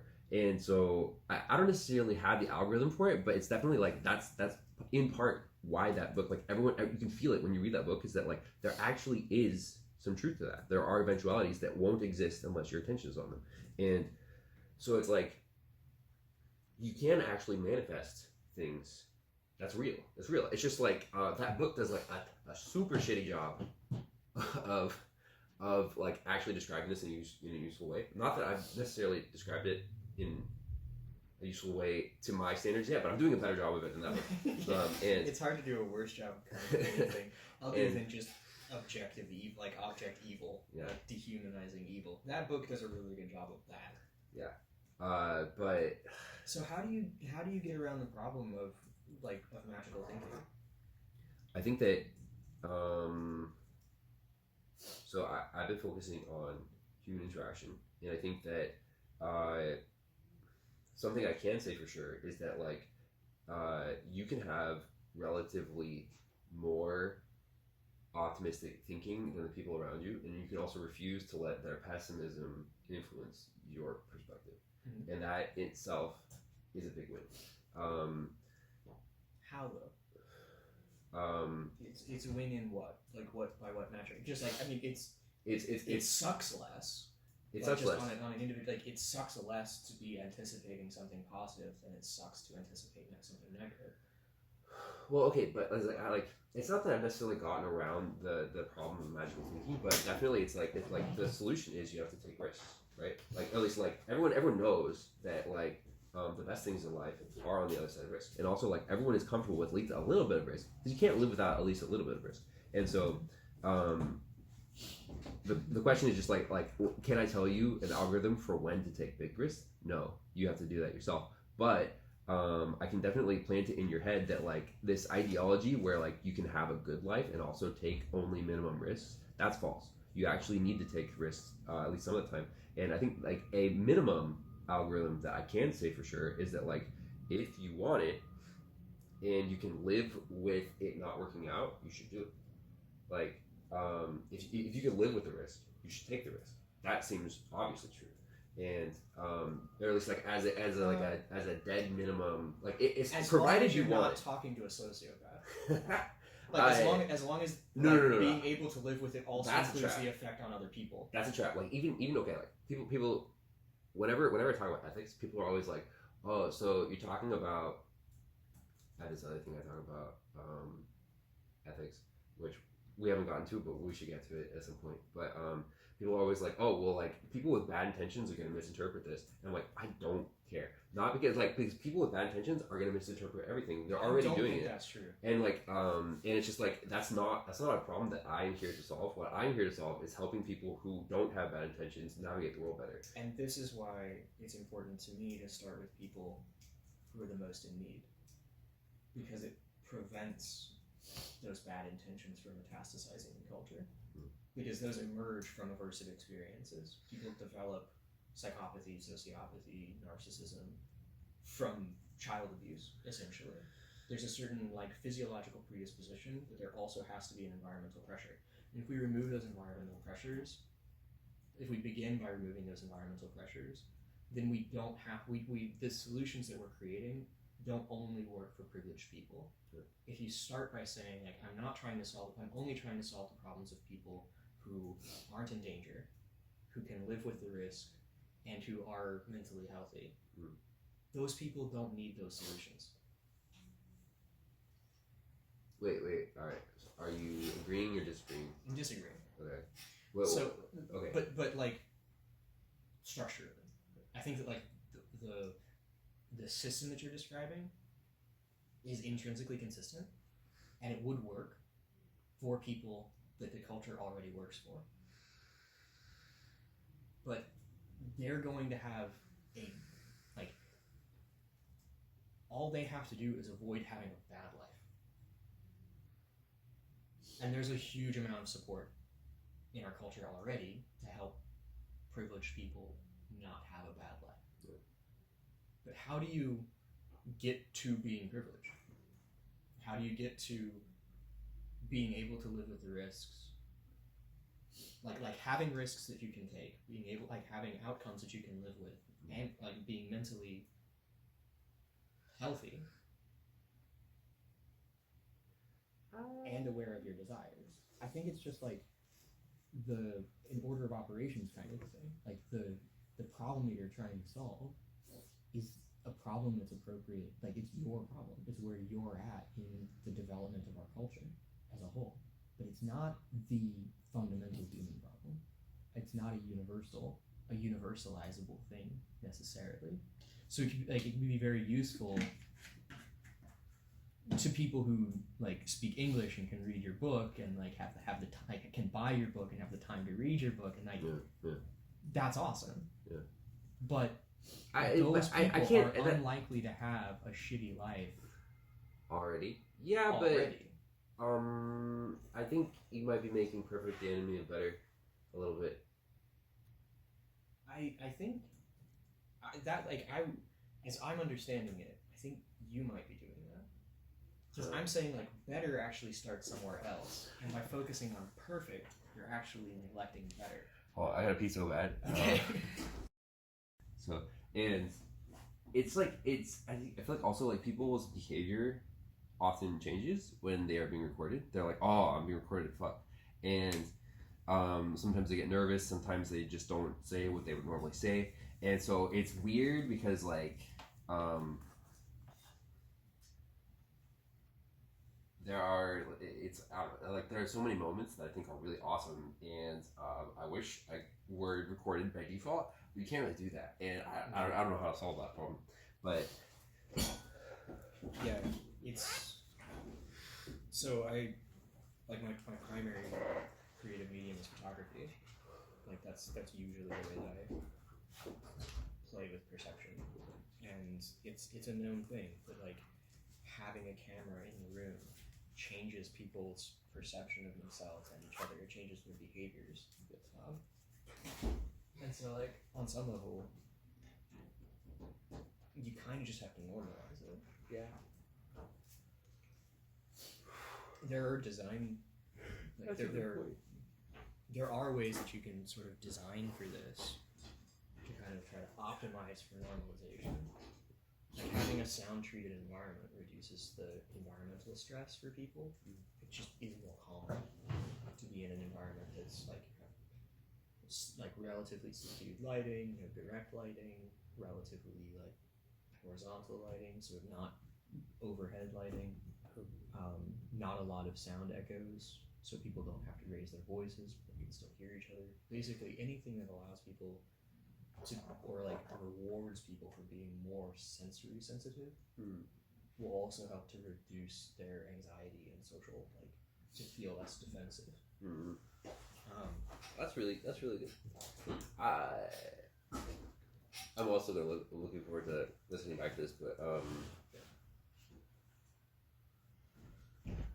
that's a really good point that you just have to normalize it, because I need to think about that. I need to think about like how I want to do that, because I feel like it's so important to put your life on the internet, and the reason is not necessarily, it is because there is a level of like safety that you can't have if you don't have your life on the internet. It's like that's where community exists. We don't have spaces for community. Exactly. Yeah. It sans in-person community. Still need community. Yeah. Desperately. It's like that social safety that you get from a community. We basically have like structurally removed from our society. So like, all we have left is social media. And actually, I kind of wonder like, how did people do this before the internet? I have no idea. There must have been pubs. Yeah, I guess so. Like public houses. Like, so people will tell you that libraries used to serve this role, but I don't think they ever really did. Universities did. Like town halls didn't used to just be for politics. And like the town where I grew up in, it wasn't. Like you could go down to the town hall on any given day, and like there would be people that would be just hanging out playing board games and stuff. Yeah. Usually they were older people, a lot of Native American people, but like that's just, you could do that. Yeah, the way that we treat land, specifically in the U.S., makes that really hard. Yeah. And then we've got a bunch of. Wait, how do people treat land in other places? It's much more like collectively owned. There's much more like shared ownership of public spaces. Yeah. And it's not just in terms of like who is responsible for it, because it's often still a single group, like a smaller group of people that are responsible for it. But there is a cultural expectation that everyone belongs in public, regardless of their like economic status. Yeah. And that's just not the case in the U.S. How is it not the case? You have to buy something in order to sit in a cafe, or you don't belong. Yeah. And then there's a perverse incentive to get people to not stay in the cafe. So there's more room for people to buy more coffee or whatever. Yeah. So we have what's called aversive architecture. Yeah. Or adversarial architecture, I think Yeah, is what it's called. yeah. That's why spaces aren't sensory safe in the city. That's why everything is so echoey here. There's no sound treatment. The chairs aren't comfortable. There's no place to actually be. Yeah. Because you don't belong there. This is Only crazy. your money does. Because I was aware that I feel like suburban architecture in America is isolation architecture. I thought this and said this for a while that I hate suburbia because it's literally designed to keep people away from each other. And but I didn't know it was also such a fundamental part of city life as well. Yeah.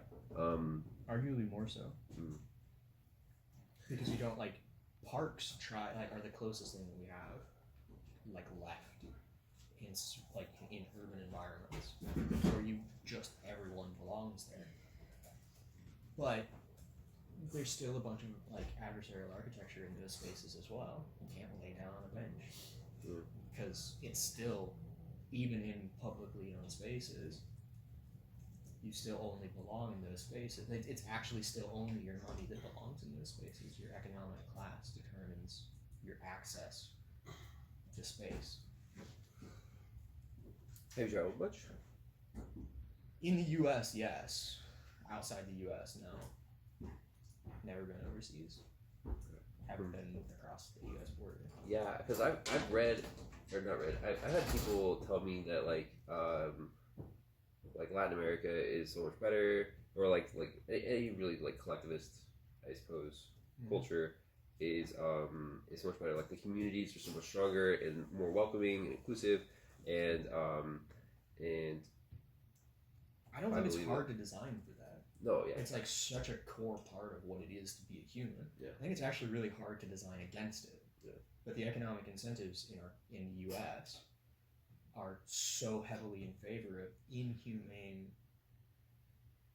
behaviors. Yeah. It's weird that you say it's economic because I don't know if it is. I think that or at least I told you my theory about ethics influencing social interaction, where the collectivist and individualist thing. Yeah. Well, so our in the U.S. the foundation of our economic theory is Calvinism, and so to the extent that you are wealthy, you are an elect. Being blessed is so important, and the way that you show that you're blessed is you have all this privilege.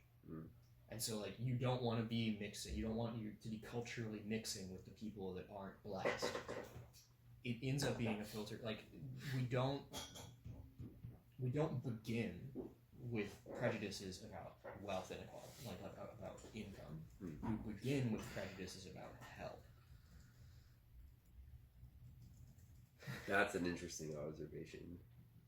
We begin with that's a bad person, and I know that I'm a good person, and all of the other good people are good people because we all agree on excluding those bad people. But that's a recidivist structure. That's a recidivist stance.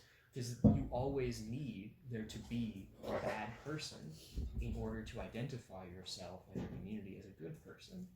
And so the kinds of good people end up shrinking and shrinking and shrinking, and there are new kinds of bad people and more kinds of bad people. And people get terrified out of just being wrong because they don't want to be labeled bad and be excluded. Because the foundation of every human fear is the fear of isolation. It's the reason that we fear death. It's because we don't want to be alone. I might quibble, but I do think that I would definitely quibble. Actually, I think that it's not everyone. When you isolate people, they stop fearing death. So it makes someone suicidal.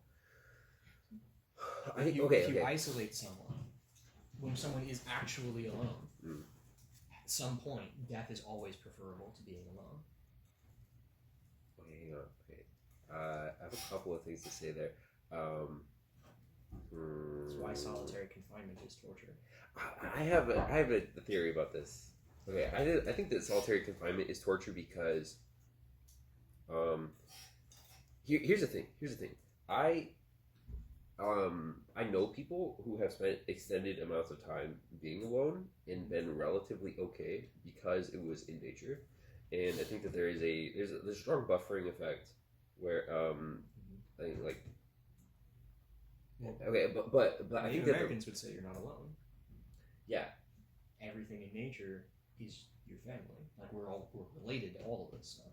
That's interesting because I have sort of like I think that here's the thing. I think that like the reason that you need other people is because other people speed up your perceptions, because when you see other people perceive things, or at least like when you are aware of other people perceiving what you're perceiving, it gives you context. Yeah, and confirmation. Yeah. And so it speeds up your perceptions. Like perceiving things by yourself is inherently flawed. Everyone has depth perception problems. I have this other theory, which is it's about relationships, but basically I think that accurate communication is a triangulation problem.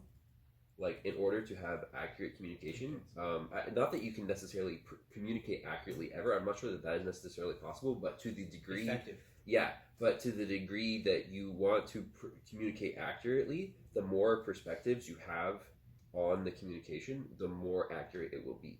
And so it's asymptotically, infinitely approaching accurate. The more perspectives you have, the more likely you will be approximating accurate. So it's you have this weird conundrum where in relationships, especially romantic relationships, the privacy in your relationship makes it special, but also the privacy in your relationship undermines your communication. Yep. And so you have to you need to balance that, because if you are too isolated and alone, you will start talking past each other and using the same words to describe different things, and you'll eventually lose faith that you can communicate, despite everything else, even despite effort.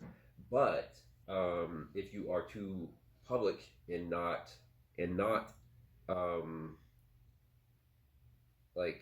private enough in your relationship, you'll also undermine the value of your relationship, which is it's special because it's private. And so you need to balance that. That's the thing you need to balance. And I've never heard anyone talk about that before, but I think that there's another outcome there. There probably are two other outcomes on each side, because it's not only or always the case that people's communication diverges the longer they're isolated and the longer their relationship is isolated. Well, I think it is also the case, and this is what I see in relationships that are super that last a really long time among people that are really insulated, really old people that don't have community at all. Yeah. They communicate fewer things. Yeah. Ooh, yeah. And that's that's the way that they insulate their relationship. So they actually end up getting more and more dissociated. Yeah. As a way of preserving their enmeshment. Yeah. Yeah, exactly. Yeah. It's a kind of self-destructive codependency. Yeah. In either case. Yeah. And you have to spread the load of your own perception and experience and desires and aversion and you have to spread that through community to some extent. Exactly. Yeah. So the reason why people literally go insane. Exactly. And they can go into the same insanity. But I mean, that's where you end up with white people that sit on their front steps with guns all day long, because maybe somebody with a little bit of melanin is going to walk down their street or something like that. It's wild. I mean, because they share the fear, and they need to share the fear because there's nothing else that they're capable of sharing anymore.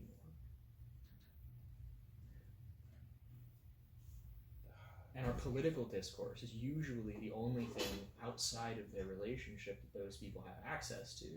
And so the fear-mongering is that outside reinforcement. So they communicate agreement of this shared fear, and they need to reenact that shared fear because of their need for each other, for connection with each other.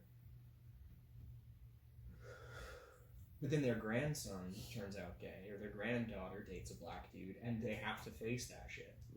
Sometimes they can, and sometimes they can't. But it's always their community grows a little bit, and they have to face the issues in their relationship.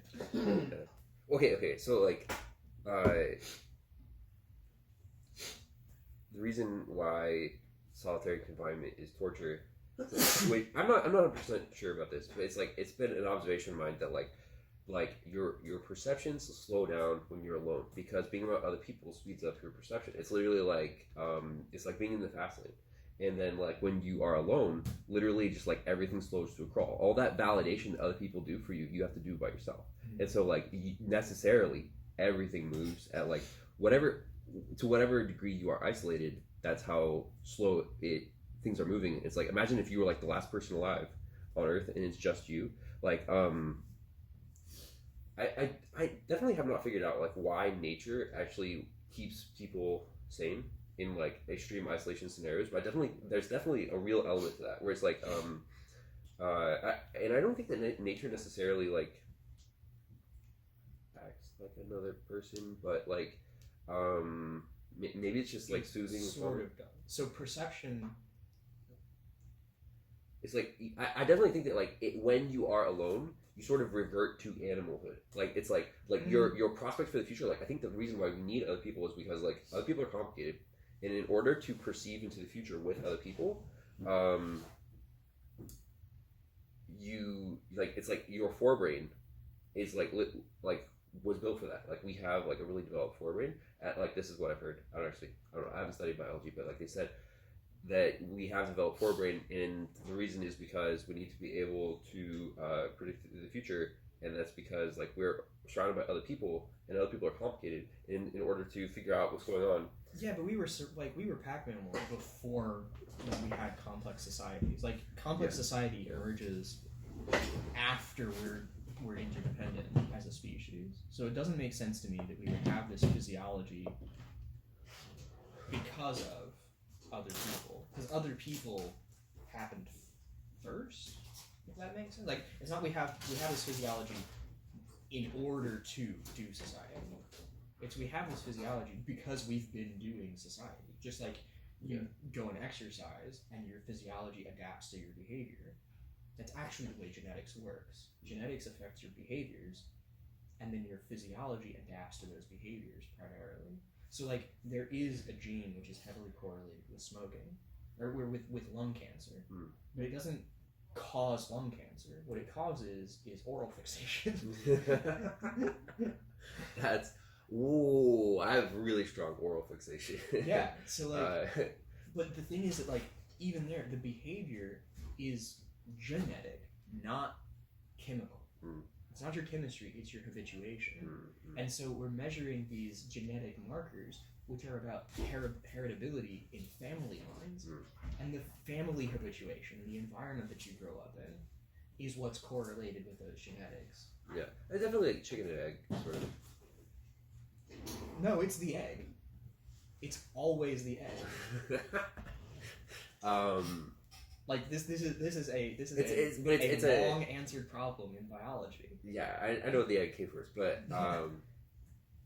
it's like there are things that once they start, they create the conditions that reinforce them growing stronger. And so it's like, what do you call that? It's like positive feedback.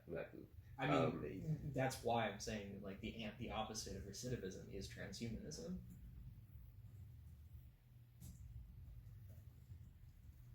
Let's see what's affecting us and decide what to do about it, rather than this thing is like we don't want that to affect us.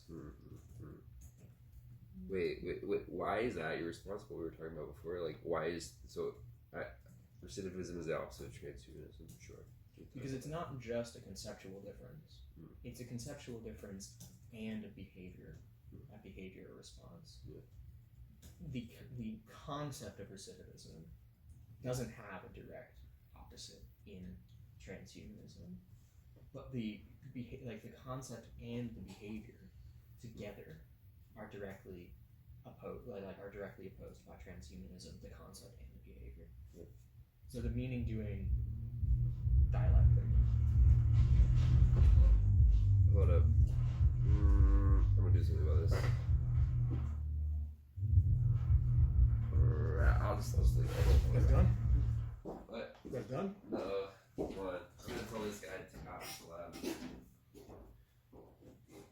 Do you want to chime in? I wanted to, but I think it's best that I don't. Why? It's I like seeing A and B conversations first, and then when there's like a second like round, I usually pop right in. You know. Cool. We've had like several, and I typically talk mostly about like, not necessarily like abstract topics, but like mostly technology, drugs, and just the meaning of life, which has no like concrete truth to it, right? So but yeah, I like talking about those things. Everything else, I let people who are clearly smarter on a topic, I let them talk about those things and try to discern something from them, you know? Well, I'm looking forward to when you do chime in. Yeah, it's going to be pretty fun. Is it recording? Yeah. Oh, shit, my bad. What? No, bro. You can jump in whenever you want. But okay. You said this earlier that I wanted to come back to this. So you said that I said that I don't think that we should not propose better solutions because people with bad intentions will use them with bad intentions, and because I think a lot of people do that. They're like, oh, like we shouldn't don't talk about this new better way of doing things or thinking things because people with bad intentions could misuse it. And my response to that is that like they're already doing bad things. I can't stop that. All I can do is provide better tools for people who want to do good things. And I'm tracking with you so far. Okay, so but you said I don't think that that's the winning. Like I think that that's an optimization strategy, but I think that optimization isn't the overall winning strategy. Hold on. Say that one more time. I think that that's an optimization strategy, but I don't think that optimization is overall the winning strategy. That's how to gain more fitness, but it doesn't reduce extinction. It doesn't increase extinction tolerance. I think that's the bigger. That's the foundational problem. What would you recommend instead? It's just a priority thing. Because like the way that you think about things, it's internally consistent, it's externally effective, and it's like curious and flexible. I don't have any criticism there. Yeah. But it answers the problems of people who already have other answers. It's the people who don't already have other answers that are higher priority in the way that I think. Because essentially, until we meet the needs of people who are the neediest, we're allowing perverse incentives in our ecology to create more and more people with bad intentions.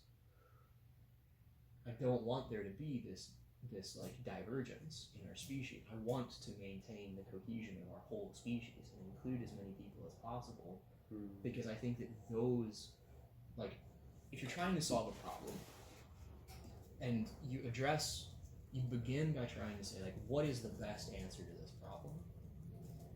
Your perspective on that problem is going to be limited by that triangulation, like, problem that you mentioned earlier. All of those people who aren't part of the conversation can't contribute their ideas or perspectives, their expertise or whatever, to a better solution. Enfranchising those people increases the quality of the solution and decreases the effort to achieve that solution, while also decreasing the number of people who develop sociopathy, psychopathy, narcissism, and stuff like that. So those bad actors are created by this order of operations issue, where you're trying to solve problems for people who aren't in danger, instead of beginning with getting people out of danger to the point that they can be enfranchised and solving problems as well.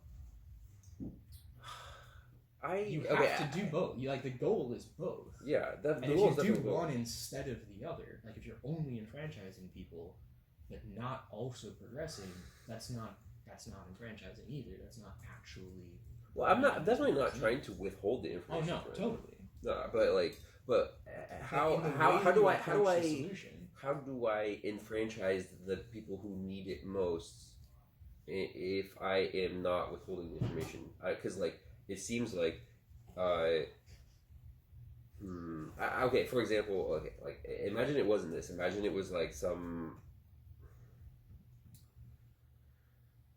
It definitely feels like sure, this if I release the information and it works and it helps people. However, people who are already interested in this kind of information are more likely to be enfranchised. Are probably more likely to be interested. So they're more likely to pick it up and use it and do things with it than people who are not enfranchised. I don't know if I can change people to they disenfranchised. I'm not sure that I can make them want to be enfranchised. It seems like that's what I would have to do in order to make sure that they have equal. I don't know if I can do that. I don't know if anyone can do that. Well, it's like at the very beginning of our conversation, when we were talking about medicine, when I brought up medicine, that it's a problem that we have this specialization in medicine for the patients. It's not necessarily a structural problem that medicine has, but it is definitely a problem that people who need medicine have. If we continue trying to advance medicine before we try to spread medicine, all of that, we're throwing away resources that would also advance medicine. Agreed. So if the goal is to advance medicine, to better understand the human body, we should be casting our net as far as possible and studying as many human bodies as we can, rather than studying more deeply some human bodies. I don't know why that pertains though to this situation. Does it? Do you think, is there anything I should do differently? What would I do differently? So you want to have more of these conversations. Okay. I do too. We share that value. Yeah. And you've identified, and this is something I recognize too, when you have a camera in the room, when you have a microphone in the room, people act differently. And it changes the kind of conversation. So if you want to have more of these conversations, more really good philosophical and just intellectual conversations, because I think you are interested in more than just philosophy. You don't limit your silo your curiosity, which is really cool. But when you put somebody else in front of a microphone, they're likely to silo their curiosity. They're likely to feel like they can't share about this other thing because they don't know about it as well as you, or they're not as eloquent about it yet. Their ideas are still developing, and they don't necessarily want to be on the record, feel comfortable being on the record when they're in process. That means that there are a lot of really good ideas that just never get shared, that never get that social confirmation, that people who maybe have been doing it longer don't recognize. So I mentioned alchemy earlier. Lots and lots of people who were really intelligent believed very, very strongly in alchemy.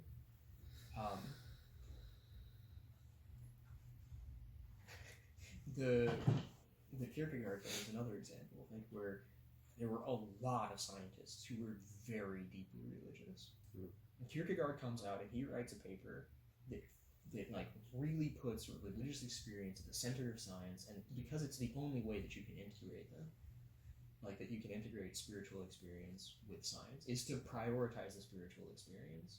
And he has kind of interesting arguments for why. I don't remember them. It's been decades since I've read his stuff, and he seemed angry to me. So it was just not something that I enjoyed reading. But one of my best friends in debate loved Kierkegaard. It was his shit. And so whenever we would talk, Kierkegaard would come up. And we got modern science because Kierkegaard was so obviously and so outspokenly and so intrinsically consistently wrong. And everybody else was like, oh, well, I've been believing that, but it's idiotic. Like, now I can see how stupid it was. Yeah. He didn't write it intending it to be satire, but it actually really advanced science as a whole. Yeah. Like, science doesn't just... arguably, science even advances farther when people are really clearly wrong than it does when people have a new discovery. When something gets disproven, you remove that piece of evidence, you remove that belief from your model of reality, and other things connect better. Yeah, they're both important. Yeah. Or at least.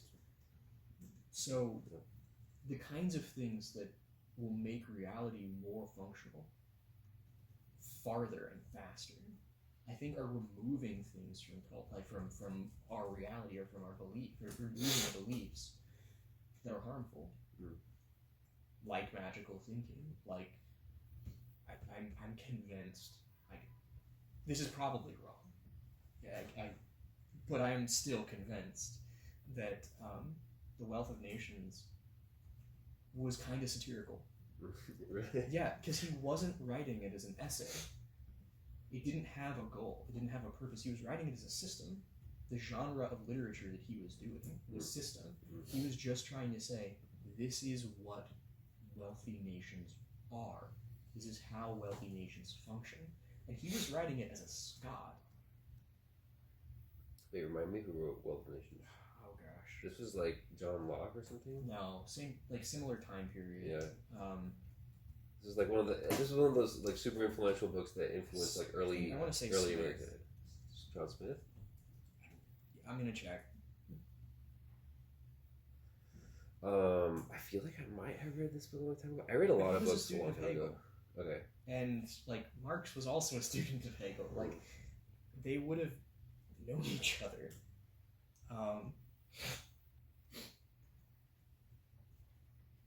Adam Smith, Wealth of Nations, 1776. So,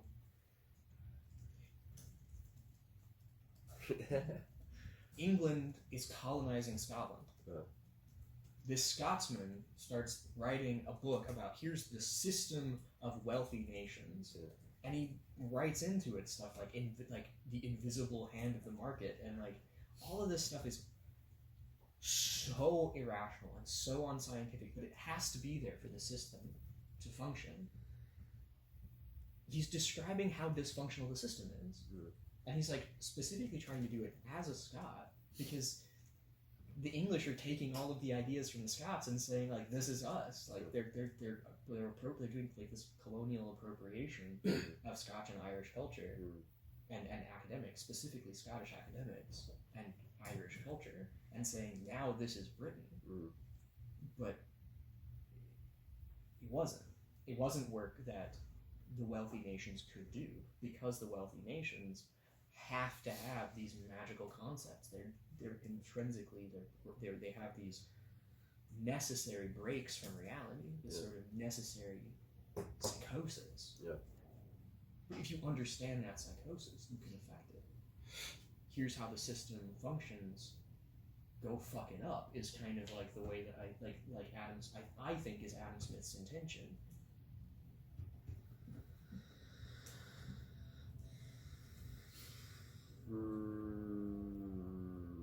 Do better.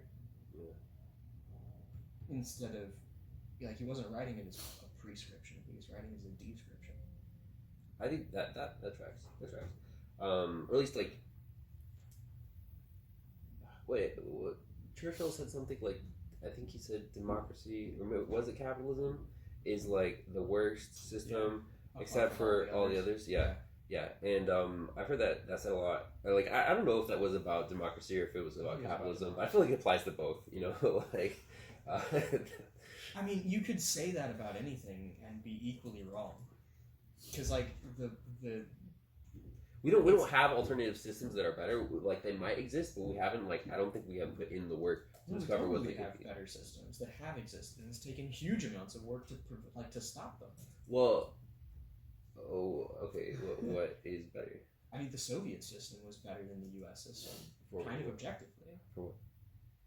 The majority of the population went from having a lifespan of about 37 years to living longer than the U.S. within 2 generations. Interesting. What about the education system spread? Like they went for Yuri Gagarin was born in a mud hut, and there wasn't a single school in any of the towns near him, and he was the first man in space.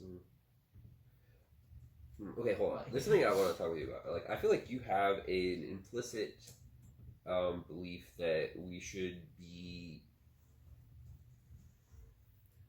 Okay, so there's like a fundamental dialectic, like selfish versus selfless, and it's like the orientation is like we want to help the most people versus just help myself, like in a human sense. Like, am I a human or am I an individual?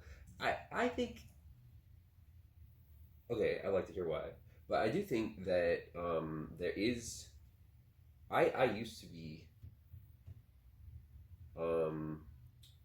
very much like that. I think I was like sort of trained to be like that in my religious upbringing, and something that I have realized is that like I don't think that is right. I think that you want to be fundamentally selfish, and the reason is because you become more real and more concrete when you prioritize yourself. And it isn't necessarily that you want to, like, people people hear the word selfish, usually they're thinking like short-term gains, like disadvantaging or taking advantage of other people so that you can promote yourself. And I don't mean that. What I mean is this: just that like you should view reality from the perspective of yourself, not the perspective of collective, and then do whatever it is that you want to do. And I think that is a better starting point. I think. How do you define the self, though? This is like developmentally how I get to the point of I think it's a false dichotomy. Okay, tell me about that. Because I don't know. Like in whatever classical sense you want to think of, like the self, like your physical body, you know, like your personal interest, like so your physical and body. Yeah, just like I think that like it gives you it gives you a constraint that makes you help sense of reality in a way that starting as a member of a collective does not. And so why does like if it's your physical body or even just your mind, if you can insulate, if we could function as individuals, then solitary confinement would not be torture. Even our individual perception depends on the experiences and expression and responses of other people. Your sense of, like, nobody's born with a sense of self. It emerges from the way that other people treat you. Like, developmental psychology, like... Wait, okay, children aren't born with a sense of self. I agree that, I think that it's, like, what it means to be human, what it means to self-actualize, what it means to, like, I don't know, like, in a profound and I'm not sure it could be more profound. Like, you definitely do not want to just be by yourself. Yeah. And so like what you're saying, like I agree, like the concept of self meaning something without the concept of collective isn't really, that's not a real thing. And so but I think that, like, the only way that selfishness makes sense is if you are also including other people in your sense of self. Oh yeah, I agree. Yeah, so like in that regard, I don't have a problem with selfishness, but it's no longer individual. The thing that's best for you depends on everyone around you as well. Now, on the effect that it has on the people around you. It can't be good for you in isolation. Yeah. It can, like, something can only be better for you if it is also, at like very bare minimum, not harmful to anyone else. And the best thing for you will also be the best thing for other people. Yeah. Okay, so this is another observation that I made. I think that, like, ethics are literally just a way of making sure that your long and short-term goals don't contradict each other. And I think I see where you're going with that. And so it's like a fascinating way to say it. I'm glad you like it. Yeah. I think most people would be misled by it. Why? Because they need to have your perspective. Like in order for that to work, which it does, and it's beautiful and fascinating. But like in order for it to work, they have to share your same idea about their long-term goals. But I think that most people walk around with certain kind of prejudicial ideas about what's good for them in the long term that are actually not what's good for them in the long term. If you have a better understanding of your long-term goals, then I think what your long-term interests, then I think most people walking around have of their long-term interests. Sure. And so, like, until you've helped them to have a better awareness of themselves and understanding of their needs, I think that like there's a certain amount of maturity, just like with a sense of self. You have to develop a sense of self in order to be selfish, but you have to develop a sense of community in order for your selfishness to not be destructive. Agree. Well, that's what I'm saying though. Is that like when I say self, literally what I'm just saying is that like you need constraints on your perception in order to help you make sense of reality. And I think that this is like one of the most fundamental constraints that you should start with. It's just that like I don't mean that you can't exist without other people. I don't mean that like you want. I don't. That's not real. But what is real is that like you need a place of starting that isn't everyone else. And so that's not. It's just like you want to start with yourself. It's like and whatever. I don't necessarily know how to describe what that means, but it's just like when you take yourself and everyone else into consideration. You have your short and your long-term goals. You want to promote yourself, but also like you don't want to do anything that will cause harm to you in your interactions with other people, because you need other people. So like, how do you make those two things work together? We have ethics, but you need a place of starting, and it's like that place of starting should probably be yourself, because that's where your perspective is in yourself. So like, but I don't think that's true. I think that perspective is a cultural artifact. Like it never, like our sense of self, our ability to individuate. But not totally. It's just like how. And I don't think it ever stops being the way that other people behave. I think that we just start becoming more capable of contributing to it. That like we can add to our sense of self, but I don't think we can ever remove other people from our sense of self. Definitely not. Yeah. And that's what I think. Like, the way that I talk about self is like there are a lot of people who have been removed from our sense of self. Like, segregation is a real thing, and it's not just a thing that happens like geographically or politically.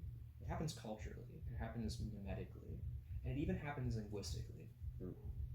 Like, you and I don't speak the same language as the people that I grew up around in Oklahoma, who didn't speak the same language as the people that I grew up around in Florida.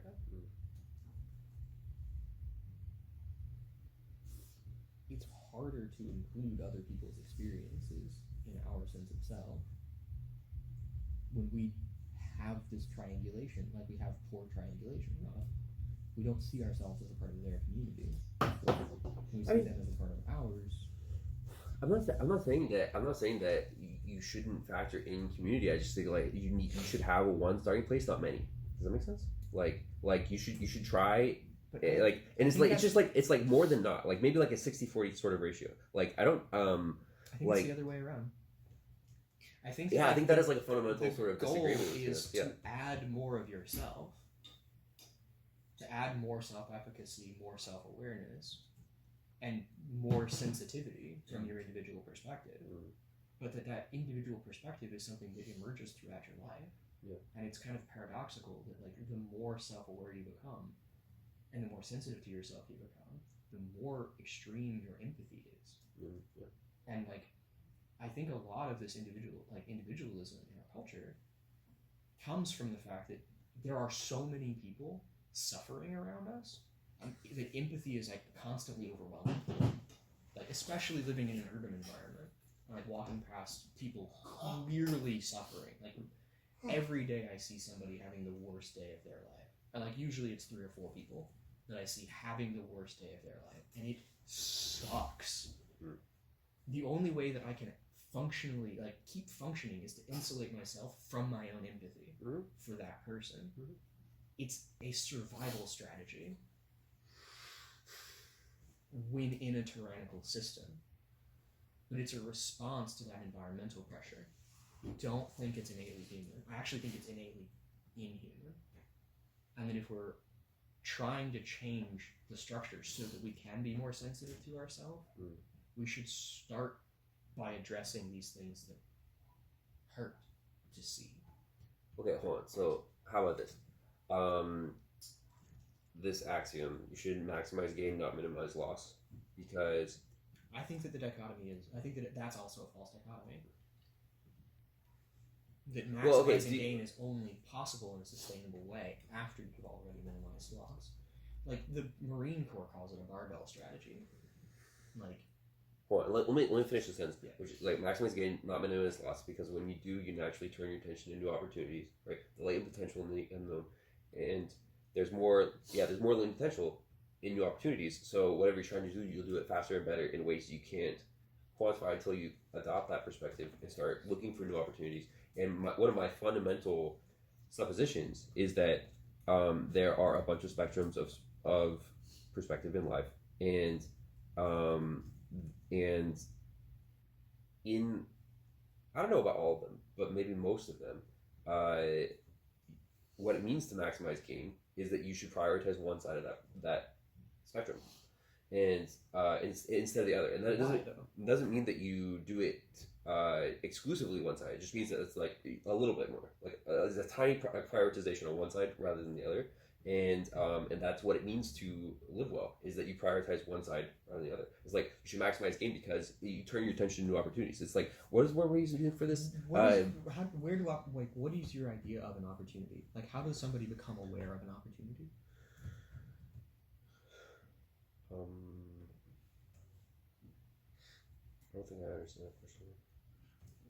You're saying that like you should turn your attention towards new opportunities, but like when you're paying attention, like, that's like how do you know? Like it's sort of the way that I'm thinking about it. Like maybe adding more words to what you're saying. So extinction resistant, right? Non-recidivistic. Like I think that's what this is, right? Like no, I don't think so. Because I think that opportunity, like the way that you become aware of an opportunity, is by being sensitive to other people's experiences. So you are like somebody else does something, and it's attractive to you. Sure. But you're experiencing that through your empathy with them. Somebody experiences something and it's aversive to you, but you're experiencing that through your empathy with them. No, I don't think so. Why? Because you can have what's called cognitive empathy, and I don't remember what the other one is. I think it's usually called like functional empathy, but it's a stupid word, so I usually call it autonomic empathy. Okay. Cognitive empathy is where you've shared something like that experience, and you can allude back to that in your memory and say like, this probably sucks for them because when I was in a situation like that, it sucked for me. And there's also this like autonomic empathy where you haven't shared that experience, but you can tell that they're going through it, or you haven't shared that experience, but you can tell that they're having a great time. Sure. And like that autonomic empathy is becoming less and less common in our culture. People are becoming more dissociated, and so they depend more and more on their cognitive empathy. But as people depend more and more on their cognitive empathy, we become more and more fragile to tribalism. That like when you just haven't shared that experience, it's easier to insulate yourself from feeling that pain. And so people who put themselves first, as a consequence of like this human, like neglecting this like core human mechanism for discovering their desires and like for understanding their interests, learning their interests. I think empathy is how you learn your interests. Oh, by neglecting their empathy, people who have a lot of privilege. I'm not sure that it means neglecting your empathy. At least, like, I feel like that's an assumption. I'm not sure that it means that. Like, I think that that's a. I mean, like, again, the baby only knows that they're in pain. I think it's just a constraint. Like, this is literally how I say it. It's just that it reduces your the number of starting points, which allows you to better make sense of reality. So it doesn't mean that you can't be empathetic afterwards. It just means that, like, you don't have as many places to start from. But just like from an information theory perspective, that's wrong. Like reducing the amount of data that you're including in your model does not result in a better understanding. Well, but it's about reducing chaos in your perception.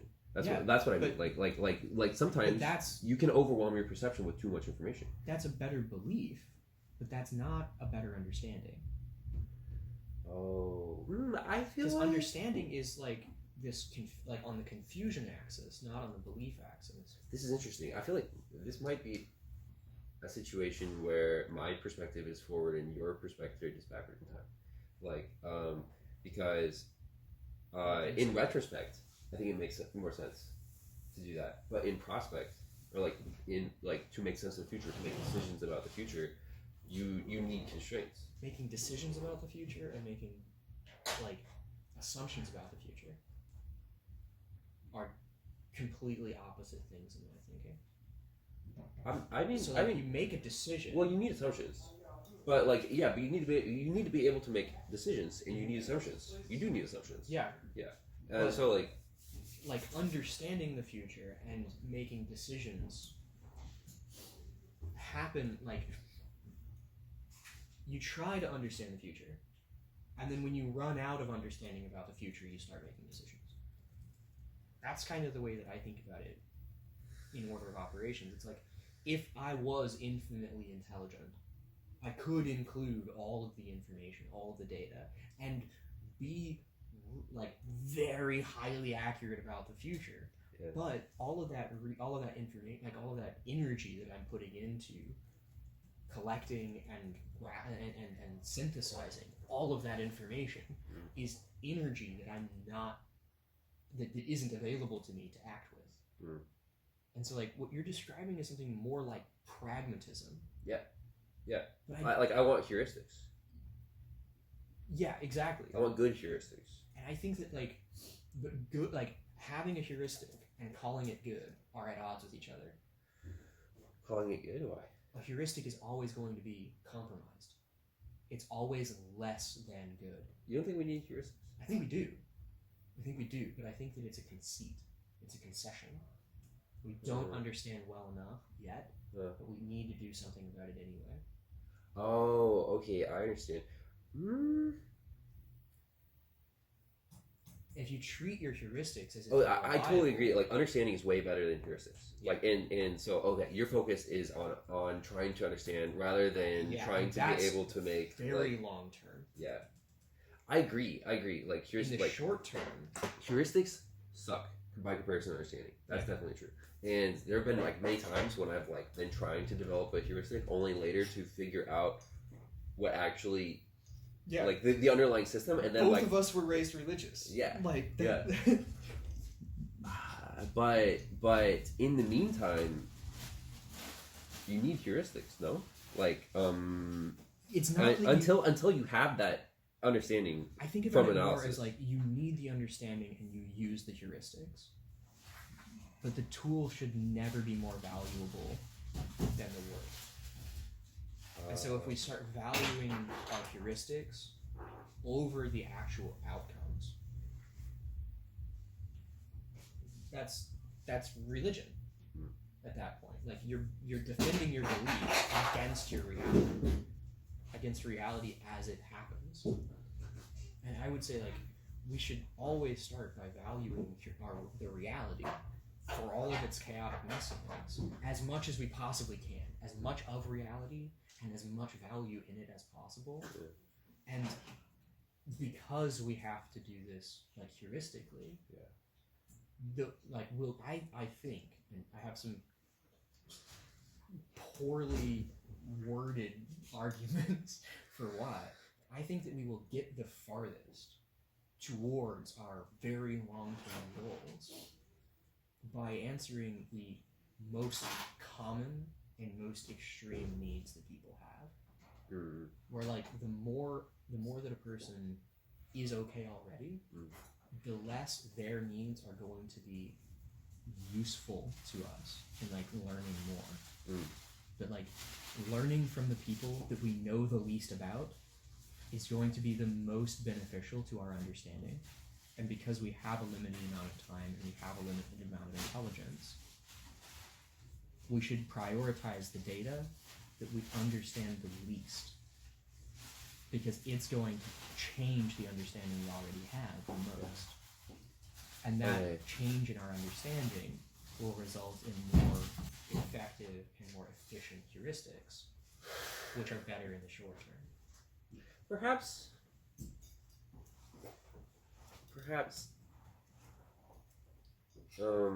there's another thing that I've observed, which is that often I like coined a term for this with the help of ChatGPT, which is that cyclical interleaving progressions. So like often, like in order to make progress on something, you have to divide your attention between like multiple different things. But usually, in order to make like there's like a weird sort of like nature to it, where like in order to make progress on this thing, it depends on the progress of this thing. So you have to like make a little progress here, and like often there's like a handful of them, so you go around the circle and make a little bit of progress, and you stop by it. Eventually you get them all to completion, and then that represents the whole thing. You can use it like it's a structure, you can stand on it, or like you can build on it. But before it's done, often you can't just work on one part of it until completion. You have to work on. You have to sort of divide your attention and work on them all together. And that's what dialectics are.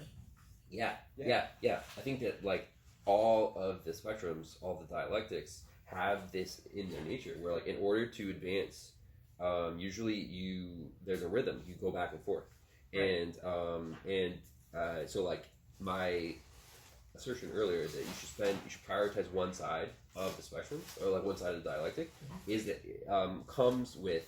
I guess I didn't say it before, but in my mind, it comes with this sort of like implicit understanding that like you don't just spend most of your time on one side. You actually like you oscillate. Yeah.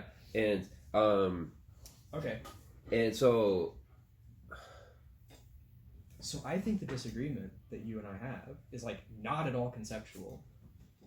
It's just we have a different understanding of where we're at in history. Like, I think we're at a moment where in order to advance, we have to think collectively. Because we've been overly individualistic.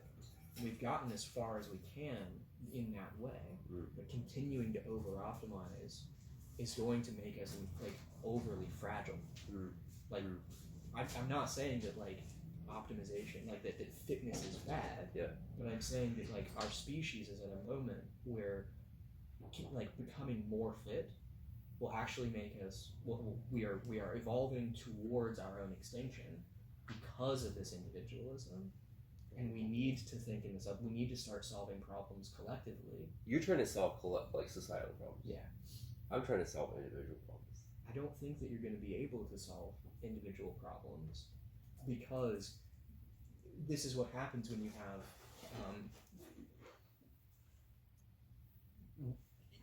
in the ecology, like among the resources that are available to our species, we've already got a lot of hyper-optimized individuals who are soaking up hugely disproportional amounts of resources. They will continue destroying your ecology, and there's nothing you can do as an individual to stop them. The only way that you can actually preserve having a future is by working together with other people. Okay. You're never going to outcompete Bezos as an individual. Sure. I mean, like, but also... But you can outcompete Bezos in his lifestyle, in his effect, like his agency in the world, in his ability to affect his environment, in his ability to affect culture by working with other people. You can get to the same point as a group. Like, we all live like kings now compared to the 1200s in terms of, like, we have clean water, we have really incredibly delicious food, we have extremely durable and comfortable housing. Yeah. We didn't get there by trying to be kings. We got there by trying to replace them. Hold on. All right. So, I mean, yeah. I think you're right that we see ourselves in different places of history, but also I'm surprised a little bit because our lives have been so similar. Yeah, and me too. I think that's why it was so hard to find like the difference in perspective. Yeah. Wait. I mean, okay. But here's one of my fundamental suppositions, which is that. So the reason I'm working on philosophy of social interaction is because I surmise that it is, I'm not sure if it's the most powerful like domain of expertise in life, but if it's not, it's damn near. And and it was also like extremely personally lacking for me, and so I had like and I think still have a personal need to grow in that area. So that's why I've been working on it.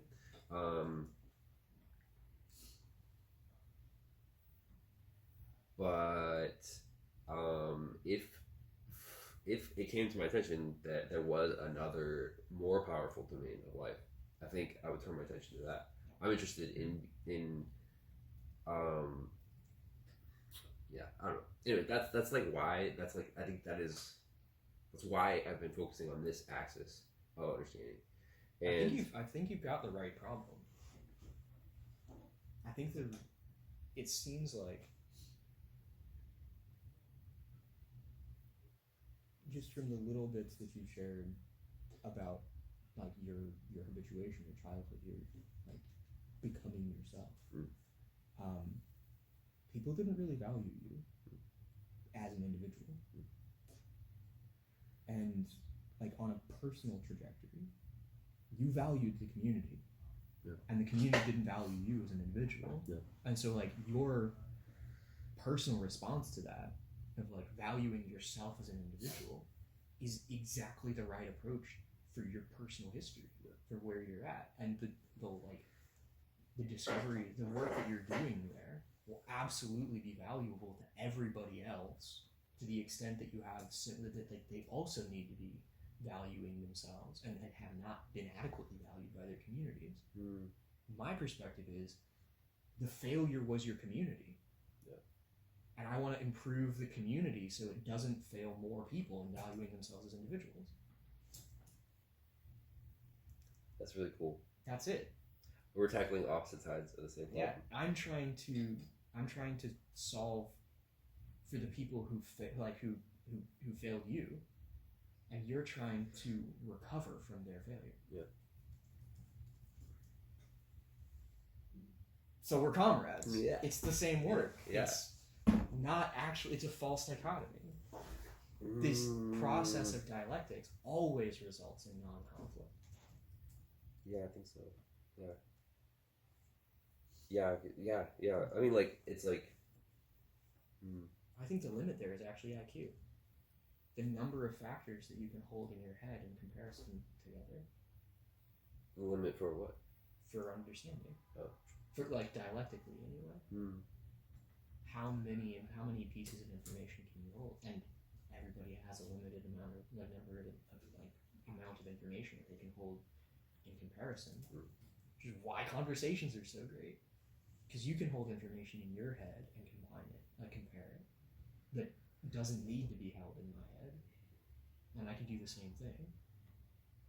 And so you can be holding your personal experiences in your head and applying all of that information with all of your intelligence to this problem we're both working on. And I can be applying, like, holding in my head these pieces of information about culture, like my cultural experiences, and applying all of that perspective to the problem that we're working on. And both of us come out of that with way better understanding, and hopefully, at some point, some fucking heuristics. Yeah. Yeah.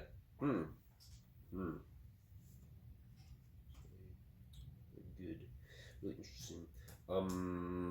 I really want to find better terminology for this. Okay, because like. Yeah, me too.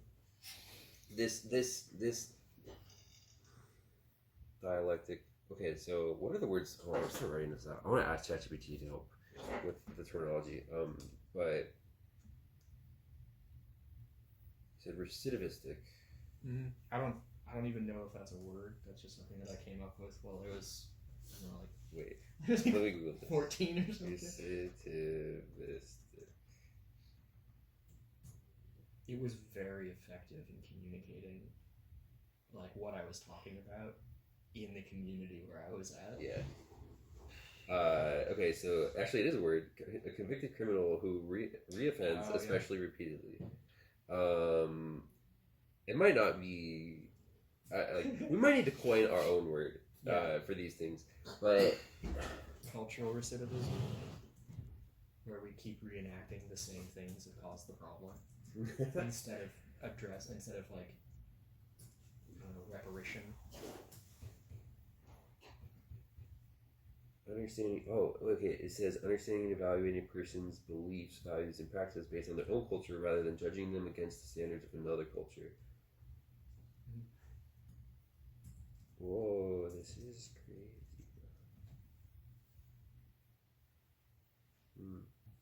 Look at you're such a word nerd too. Sorely lacking for that kind of nerdiness in my life. It's so important, I think, because like. You can, if you describe the idea at length and you don't have like you almost need it to be quippy. You know, you need like a short descriptor that you can use. Yeah, and then you can use it as a verb. You know, and you can use it, and you can convey a lot more meaning with it. It's like, it's very important, I think, to. If the language doesn't exist, you need to coin the language for it, and also like make sure it's logically consistent and make sure that it all like makes sense so that you can build on it. And at least for the project you're trying to do right now, and the projects you can foresee into the future, because like each new concept is the foundation for the future work that's built on it. Well, talk to ChatGPT for a second.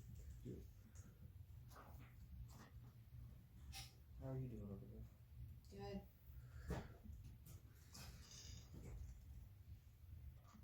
I'd like to get more water. Okay. Do you know where the I know where the bathroom is.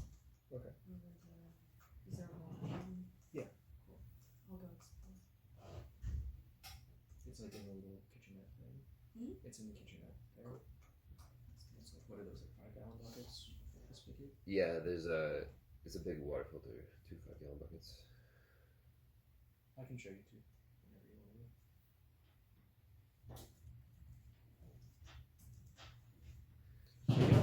Are y'all dating or are you just friends? We're like, the way that we sort of talk about it is what's the situation? We're like healing partners. So like we're partners, but like the goal is we're trying to help each other heal our relationship stuff. And we're like found family. Yeah. That's right. But it doesn't really the water line almost up until your overall mission is securely achieved. The mission is just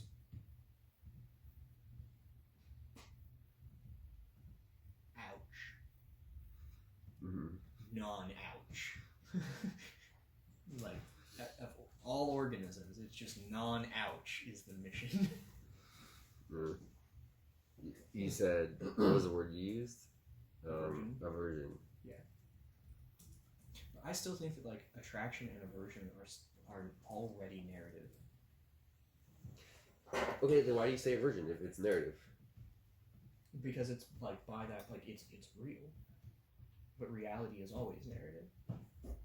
That like natural philosophy and human philosophy aren't really the same project. The intrinsic consistency in systems of nature, pretty useless to us, because that's not actually where we live. Most of our experience is narrative, and even just most of your pain experience, measurably, it's 70% of pain is anticipation. If you tell somebody that like this is going to hurt a lot, it will hurt a lot. If you tell somebody that it won't hurt a lot, it will hurt less. They will still feel it. If you tell somebody this feels really good, and you combine it with something else that feels really good, and then you remove social, that will start to feel good. And then if you remove social support, they'll start depending on that thing in order to feel good, and that's all an addiction is. It's the association of a negative stimulus when in the with a positive experience when within an environment that's not meeting the social and environmental needs of that organism. You can manufacture addiction. You can also turn it off. Okay, this is interesting because I feel like.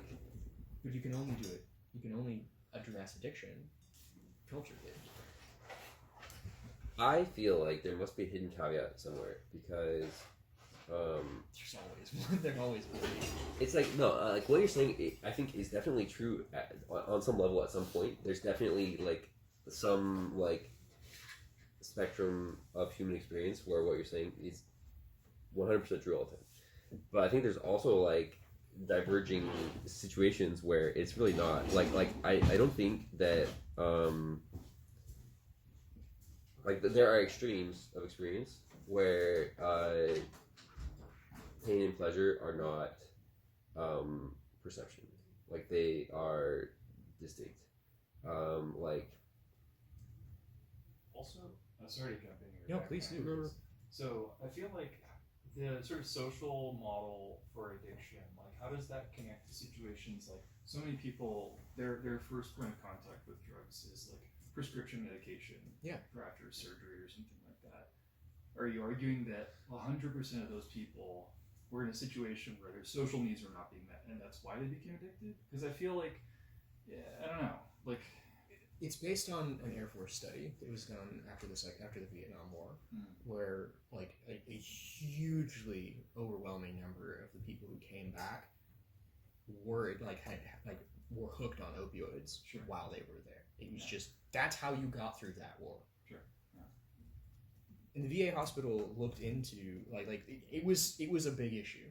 Like addiction was a big issue. Yeah. And what they found was, in studying the populations that all had the same experience, that were like roughly the same socioeconomically going in, they'd all passed the same psychological screenings, all of this stuff, same similar fitness level, and they had access to basically the same health care. Yeah.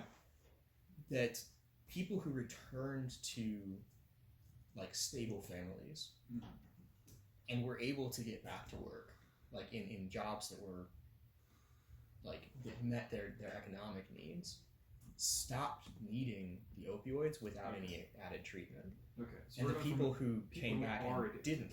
Yeah. Not necessarily like possibility to become addicted, but these are people who are currently addicted to this drug. And the other thing, the other end of the spectrum is there are a whole bunch of people who try recreational drugs in like party settings. And the rates of addiction in that social context are way lower than they are when poverty is involved or when social isolation is involved. And there have been a series of studies that have also built on this finding from the VA, and redone the rat studies, and found that like if you have heroin in one of these, or like they've tried it with a variety of substances now. It's a relatively common like master's project to do. If you isolate the rats, they'll go to the addictive substance as a way of coping. But if you give them like a cozy environment, they've got some wheels to play on, they've got places to nest, and they have other rats, many of them will try it and they won't go back to it. Interesting. Okay. And they'll try it when ostracized. Oh, okay. So like it's. But then if they're included back in the community, in the group, they don't need it anymore. Okay. So how does that cash out in terms of like what should we be doing societally? Also, if y'all have seen any barrel connectors, let me know. I know we have like a million of them here. I don't know what you're looking for. Yeah, that's okay. But yeah, how would you say that cashes out then in terms of like what policy choices we should be making as a society? Free housing. Okay. Free education. Well, what needle kind of swaps. Housing? What kind of housing? I mean, it's been done. I haven't looked into this as much as addiction, because addiction was something that was a big issue in my family. I was really scared that it was going to be an issue for me too. I wanted to not end up like that. Fair, very fair. But my understanding is, I think it's Holland, that created a program where just anybody who needs a house gets one, and they don't have to figure out. They don't have to have job prospects. They don't have to show income status or anything like that. There just is public housing available. Okay. And the rates of unemployment went way down, and the rates of crime went way down as well. Like After one of the major drives to antisocial behavior is like sleep deprivation, sensory overstimulation, and lack of community. And like having somewhere that you can invite people is an important part of having building like positive, emotionally and like interdependent relationships.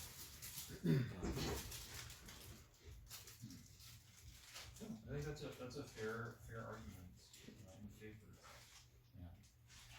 There's also Portugal, I think it is, that just decriminalized everything and spent all the money that they were putting previously into drug prevention into harm reduction. So they have publicly accessible facilities where you can go, and they have nurses that are on staff, and you can just bring your drugs, have them tested there, make sure that they're like as safe as they can be, have like medical oversight, and like rates of addiction have gone way down, and importantly, the harm of addiction goes way down as well. Sure. Because like realistically, is there no level of like access control though that makes sense then? I don't believe so. None. Okay. Like no level of stigma at all that should be attached. Yeah. Interesting. I mean Okay. that's counterintuitive to me. Yeah. Because it seems like if this is going to hurt you, I don't want to give it to you. It's not. But like, it's arguably it's the dependency on the thing that's hurting them that is causing the majority of the harm. Okay. I feel like that creates a risky situation though, in terms of like what's the word? Sort of moral hazard, I suppose. Right, where like the sort of clear, at least to me, like the obvious extension of that is why have them be, not even decriminalized, why not have them be legal and for sale and cheap? I feel like there's got to be somewhere along that like sliding scale where it's like, okay, there should be some sort of like barrier, like an activation energy. If like the cheapest, easiest way for you to get, some sort of positive stimulus is to go to the corner store and get, The trouble with that, I think, that feels like that's so easy. I agree with you conceptually. Yeah. It seems Like that seems more rational. It seems question. more reasonable. Oh. Okay. Sorry. You're talking about drug I overdose? think people were collecting stuff addiction, about drug there access. and moving it here. I know so much about Welcome. that. I'm sure you've heard of like the rat park experiment, right? Yeah, I think that's, Yeah, I think that's what. Oh, Yeah. So how, like, you know, I don't have to, I guess, not really go into it, but like how community can actually mitigate for the effects of overdose and addiction, etc. I guess I'm still skeptical that there's like no side of it we should be like access control. Right? So I think like the trouble with access control is that it fetishizes that commodity. Oh, it's no longer only valuable for like because it's desirable. It's valuable for its consumer value, its consumption value only. Mm-hmm. There's no room for it to be valuable for research, utility reasons, or any other kind of utility. Like people are experimenting with these, finding other things that they can do, finding ways of mitigating these other risks because we can't. Also, we don't have a healthcare system creating drugs. We have a healthcare industry, and because we have a healthcare industry that's sole purpose is to. I don't want that. Help yourself. Oh yeah. Since we have an industry its sole purpose is to make a profit, it's going to do whatever it's going to do to make that profit, even break the rules. In fact, I always tell people, laws are put in place by those who have more power than you, and the first people to break those laws are the ones who make it. And two, everything is legal for a price in America, right? So like, if you look at so now than before, yeah. Right. If you look at the top 10 biggest lawsuits in America, I think 3 out of 10 of them, I think 2 out of 10 were like from Genentech alone. And the other third was from another pharmaceutical company. And these are people who knew that a lot of their drugs have major side effects. Obviously, a lot of them cause addiction, and they say it's just a symptom when it's really put in there on purpose. A lot of, I think it's 1 out of 4 drugs in the United States has been proven that the manufacturers knowingly still sold the drugs despite the very harmful effects, and that's just the ones that have been caught. So like that's kind of why you have like anti-vaxxers, et cetera, et cetera. People just don't trust the systems that we're in, and that's also why we have such an addiction problem here. There's also the phenomena. It's a psychological phenomena. I think that I forgot the psychologist that did this, but like there was a psychologist like 30 years ago who went to I think Japan or China and was like, hey, we have this huge problem in America called anorexia. And it wasn't until we started talking about it that it became a problem in other countries. So sometimes talking about a problem actually makes more aware of that problem, which causes the problem. So it's like talking about mental illness actually can somehow inadvertently make people more mentally ill. And I think I was just talking to someone about that with regards to like political extremism. Yes, right? And sort exactly. of like manufacturing, what's the word? Respectability for like very fringe ideas. Like there's almost nobody who on their own would be like, you know what, the Nazis weren't so bad actually. But then it's like, oh, you read a Pew study that says like, oh, 5% of Americans actually don't know about the Holocaust. They think that, you know. And then it's like, you know, and I think there's sort of like a weird amplification effect there, where it encourages people to have, you know, maybe consider opinions that they would never consider before, for better or worse, right? Like for better or worse. I don't know. So yeah, I mean. Have you heard of ContraPoints? Oh yeah. Oh yeah. She just made a video about conspiracy theory. I'm getting through it. I'm only like an hour into it.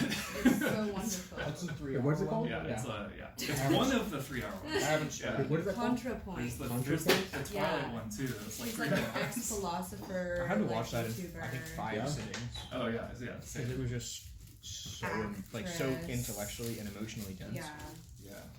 Yeah, she's one of the people who's done like the most like investigation and thinking, I would say, about like sort of the alt-right and sort of the pipeline involved there. It's really Before it was, you know, in the news. Yeah. So yeah. But funny enough, I actually met a woman when I was traveling over here.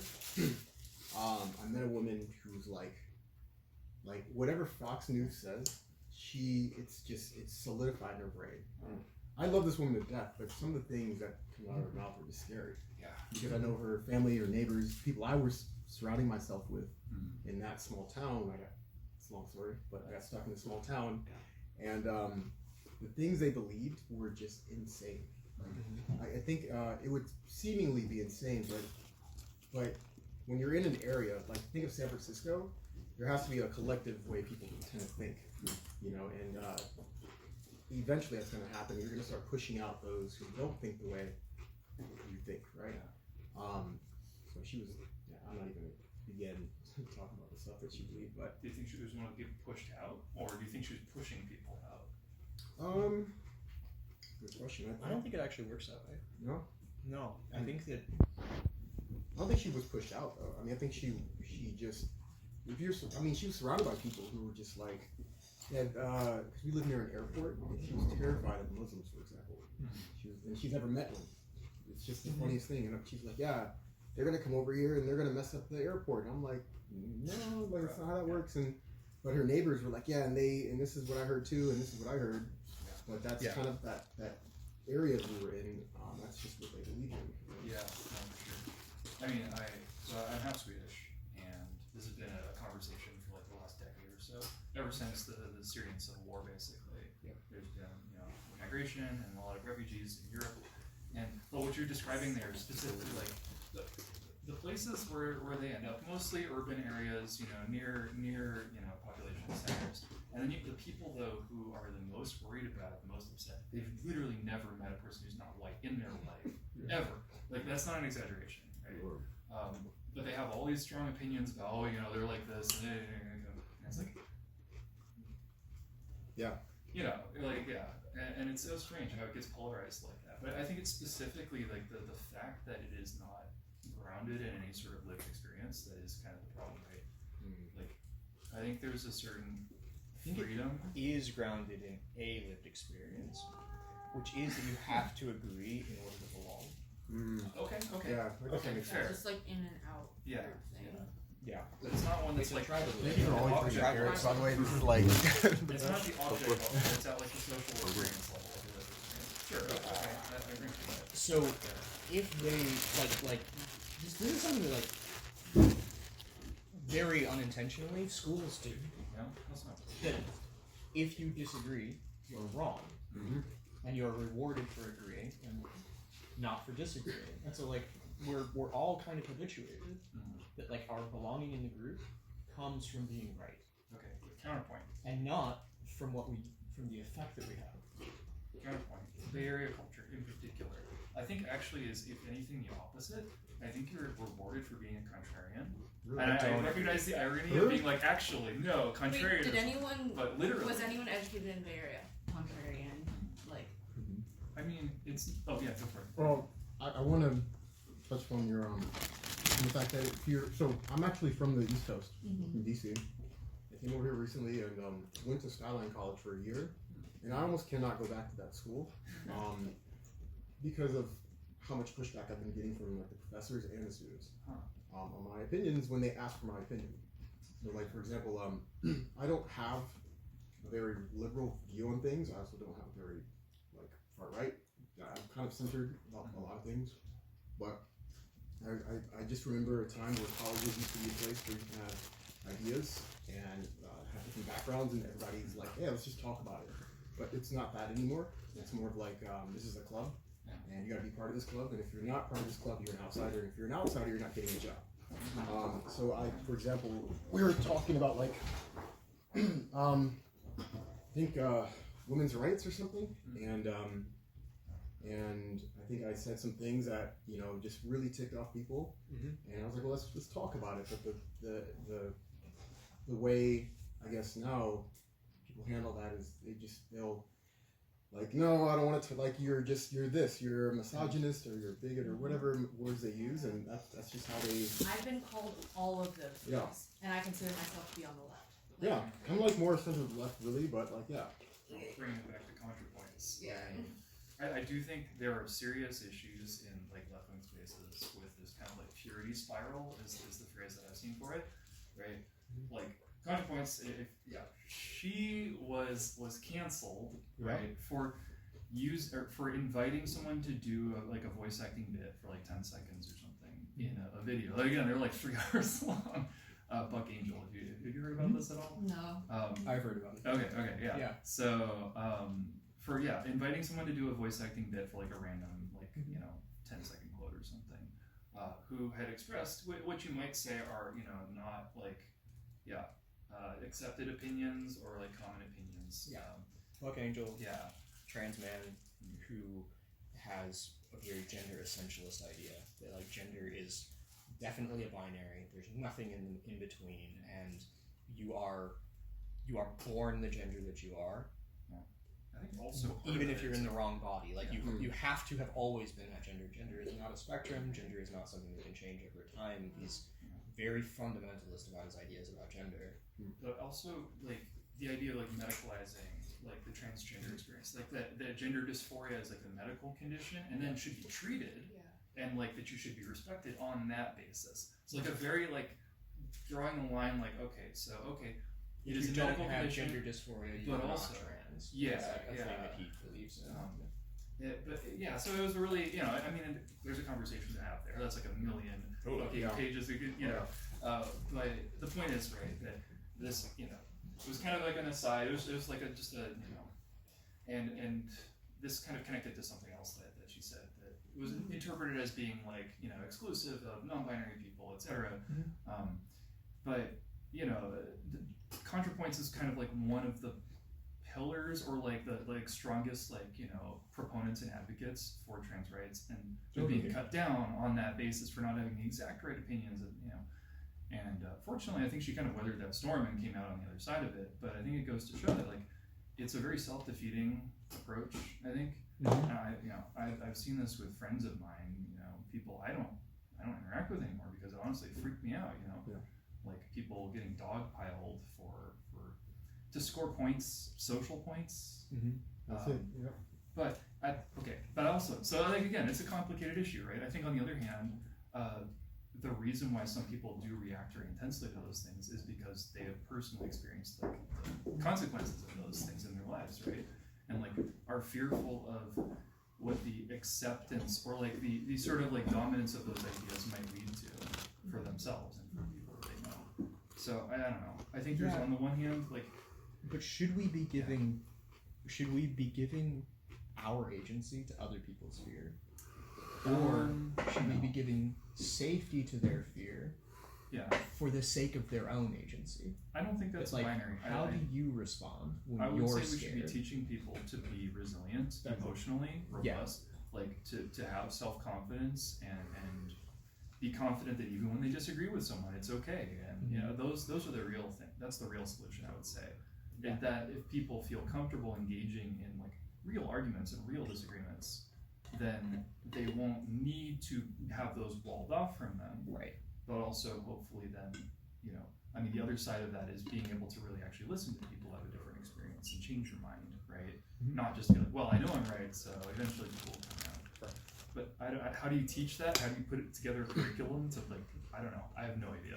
Actually, when I was in high school, I was in a debate team thing, and I remember just I got joined onto the team by accidentally getting into a debate with a student, and the teacher not stopping us. He was like, "Keep going," I'm like, "Is this getting kind of heated?" He was like, "No, keep going," and that was like what I was taught, and it's like, no, you guys this is how you solve a problem, I think, and we didn't have like.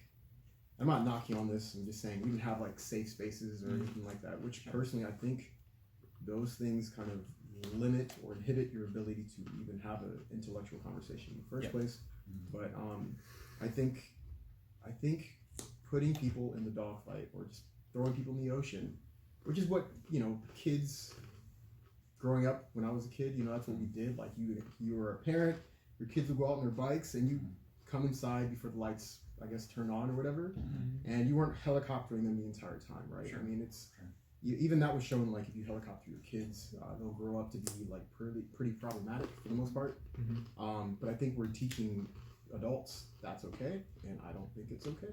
But I mean, I don't think that having your environment completely like self-contained and then like I don't think that's a good idea. I do think it's important to not throw them into the actual ocean. Oh yeah, no, right? yeah, for like sure. I think it's about like creating an environment where it feels like there's peril, where it feels like there's stress. Yeah. But then it's kind of like a ropes course, like you climb up, you're in a harness. Like you might fall, but you're not going to die. Right.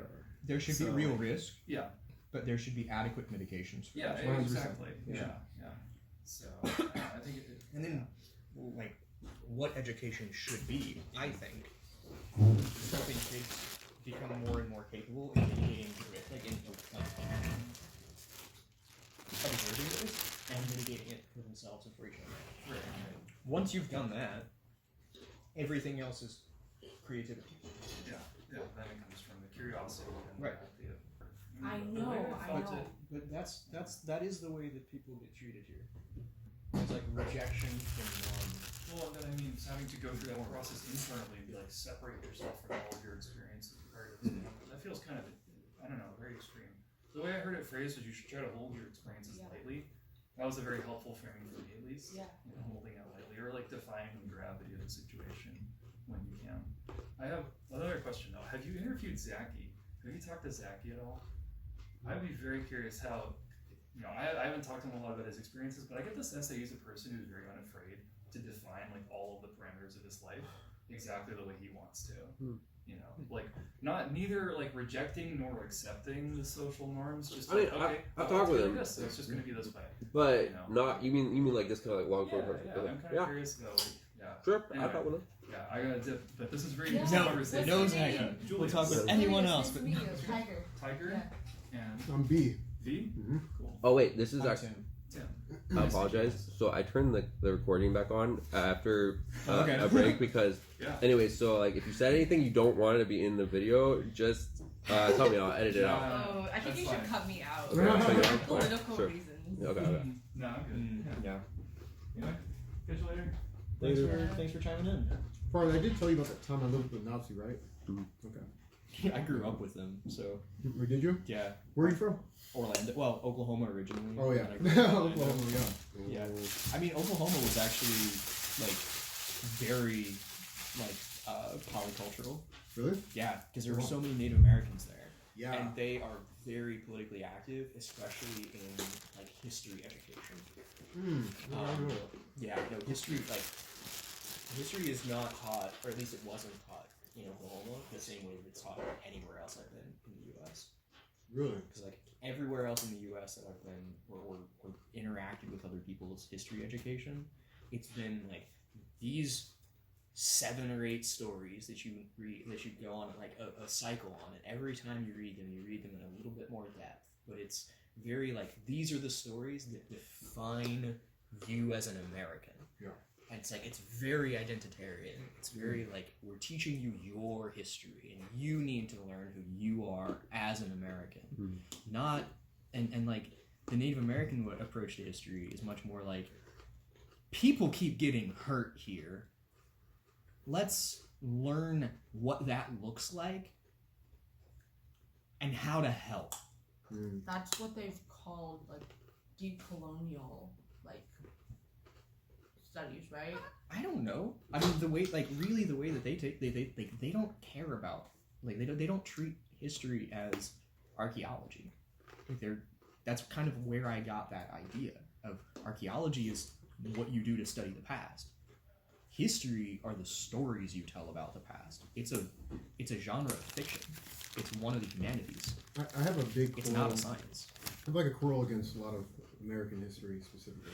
But yeah, me too. Like, I personally don't. For example, I don't like Black History Month. I don't like that at all. And I think that Black history is American history, and I think what they end up doing is teaching the same 6 people: Harriet Tubman, MLK. Malcolm X, like they just repeat these same 6 or 7 people over and over again. And you only learn about them as individuals. Right. You don't learn their organizations. You don't learn their planning. You don't learn how to do activism. You learn how to be a hero. Yeah. You learn this like it's just these are some like this. It's the same great man concept of history. Right. But these ones had some melanin. Like that's it. And that's not how culture changes. That's not how history happens. It's communities. Right. Like yeah, so I just I think, I mean, obviously, I'm sure you heard, like, history is taught by the winners. So you have to kind of just, you don't have to accept their history. Who controls the past controls the present. Who controls the present controls the past. It's terrifying, dude. Exactly. That's it's. Is that how it goes? I would have thought you would have said who controls the future, like present controls the future, but who controls the past? Like who controls the present controls the future. I feel like there's like several layers to that. It's like a power struggle. Who controls the past controls the future. Mm-hmm. Who controls the future controls the past. It's like, or who controls the present now controls the future. Mm-hmm. Who controls the future now controls the past. And it's like, it's about what they want next. Yeah. It's not about what actually happened. It's about like it's an action. Mm. It's like the meaning-doing distinction. The meaning is just a wrapper for the effect of the speech act. Hmm. Interesting, yeah. And so, like, the meaning has to be palatable, but it's the effect of the speech as an action that's actually what's motivated by the interests involved in speaking, by the speaker. That, like, people's intentions and their interests are very often in conflict with each other. Because your intentions are the way that you are the way that you describe yourself. Yeah, you gain trust initially and acceptance based on your intentions, but your interests are much more material than that. Your intentions will shape your actions far more than your intentions will. Your interests will shape your actions far more than your intentions will. Yeah. I agree with that. Yeah. I do think that unfortunately other people can shape your life, and unfortunately your intentions are things a lot of other people can't see. So because other people, but you can see your intentions. I don't know if that's actually true. Well, meaning like, let's say my intention is if I had a kid and my intention was to make my kid tougher, right? Mm-hmm. And I pretty much like put him through fight school, and he came home with bruises and et cetera, et cetera. My parents beat me every day to make me tougher. Yeah, you know what I mean? Like that on the outside, it can look like abuse. It is abuse. Well, I mean, meaning like you put him through karate class. That's what I'm saying. Like, if, now that's different. But I think putting him through like jujitsu, you come home with bruises. Yeah. If you put him through gymnastics, you're gonna come home with bruises for sure. When you go to a school though, because I've had this happen to me, your teacher's gonna look at you and say, your parents must have done that to you. I biked a lot, so I had bruises every week, you know? Yeah. And my mom would like say, no, you're good, I trust you, like, go outside, have fun, but I'd come home with like scars everywhere, etc. And I would have Child Protective Services come over my house like 3 times a year. Like, you're abusing this kid, and he has like a boo-boo here or whatever. I'm like, nah, she's not hitting me, she's not doing shit. Like, I'm just having too much fun, you know? Like, climbing the damn tree, I shouldn't be up there, right? But like, no, you absolutely should. But like, right. Like, so, but I mean, but the perception, is reality. And, you know what I mean? Yeah. I was thinking in your case there may have been racial profiling. Probably, maybe. Yeah, I was in actually. So I was raised mostly in Montgomery County, Maryland, which is considered the richest county in America. Yeah, it's like Beverly Hills times 2.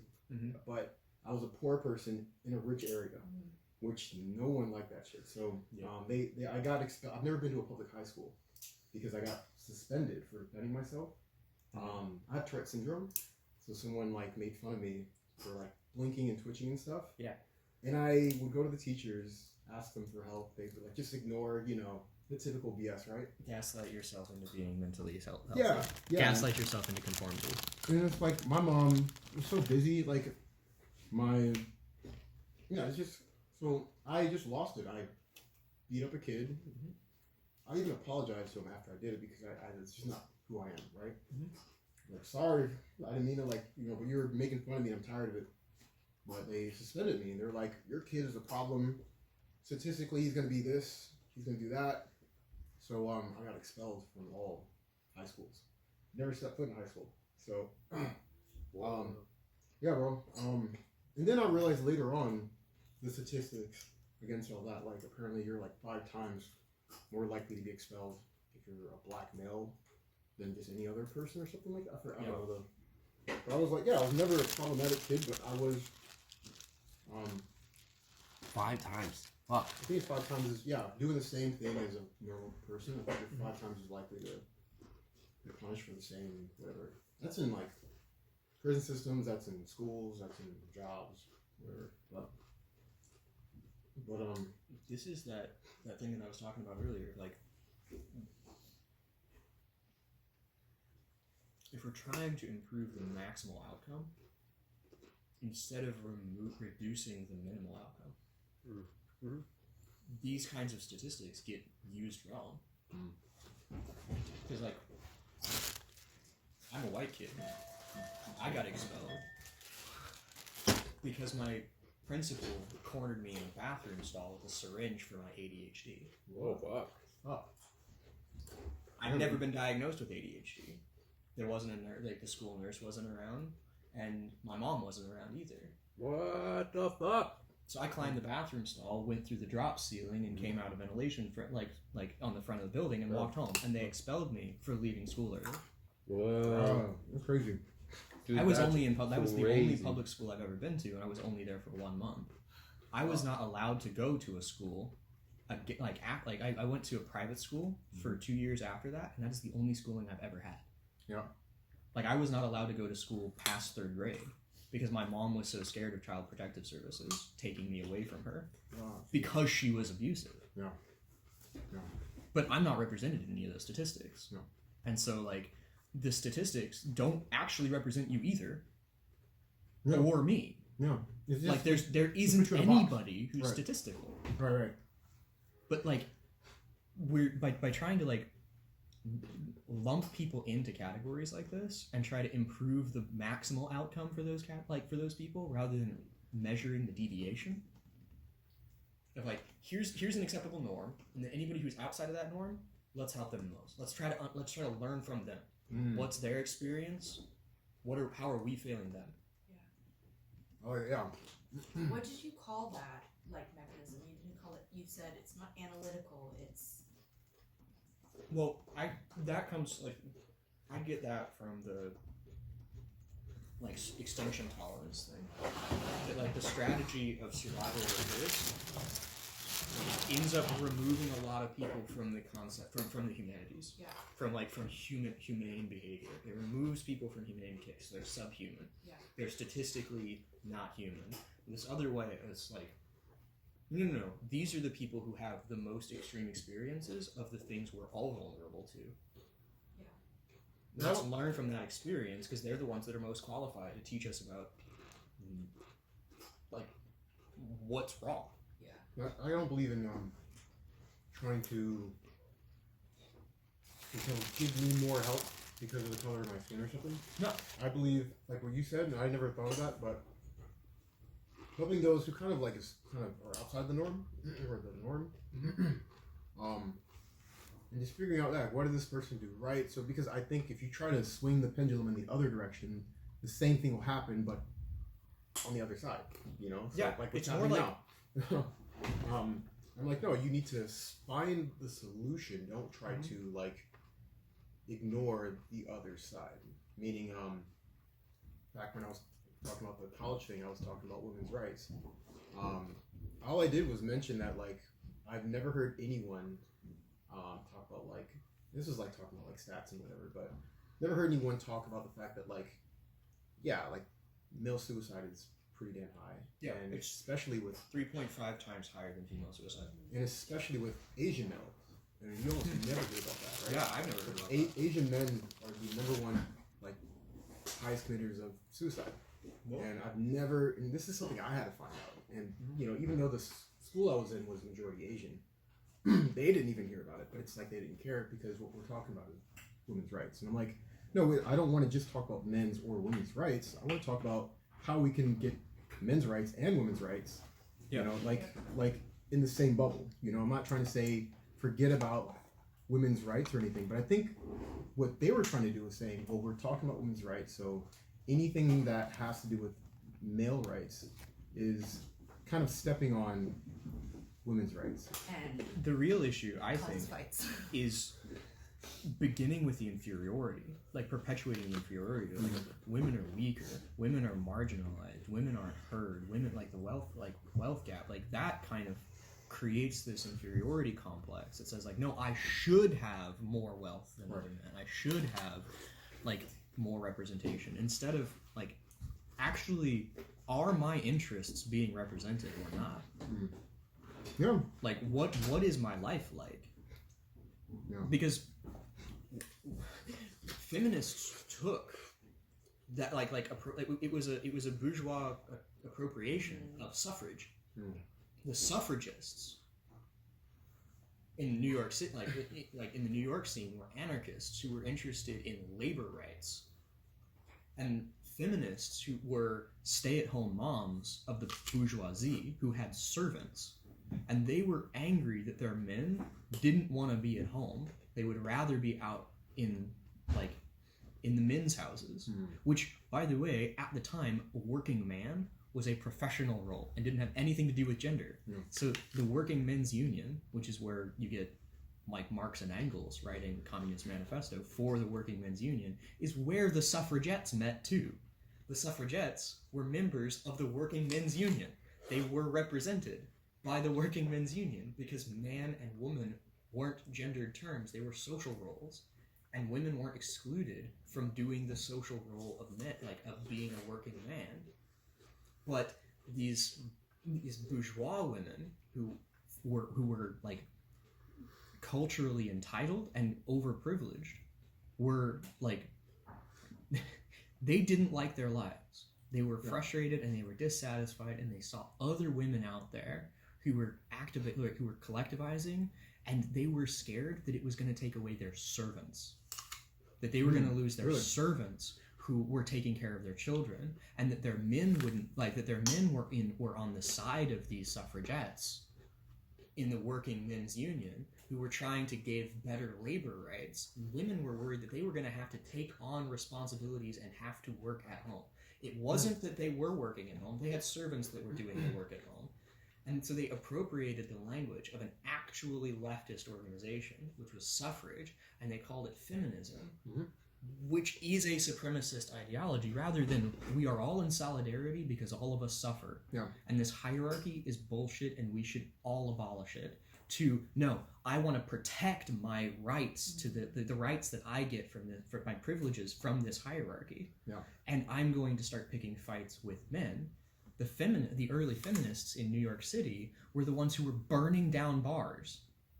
Like going into the one particularly famous one, would go every single night of the week to a different bar with a hatchet and attack the men in the bars. And why were they doing burn them down? Because they didn't want those men to be to be involved in social activism with the suffragettes. They were trying to create conflict in order to preserve their privilege. You know what I found is weird, though? This is how we got prohibition. Because the sale of alcohol was frozen in New York City because because feminists were killing people. Wait, that was why? That was why. And then the feminists came up and said, we need to protect our children from the adverse social effects of alcohol, which is taking our men away from the family, which is where they belong. Well, they're kind of still doing that. But it was an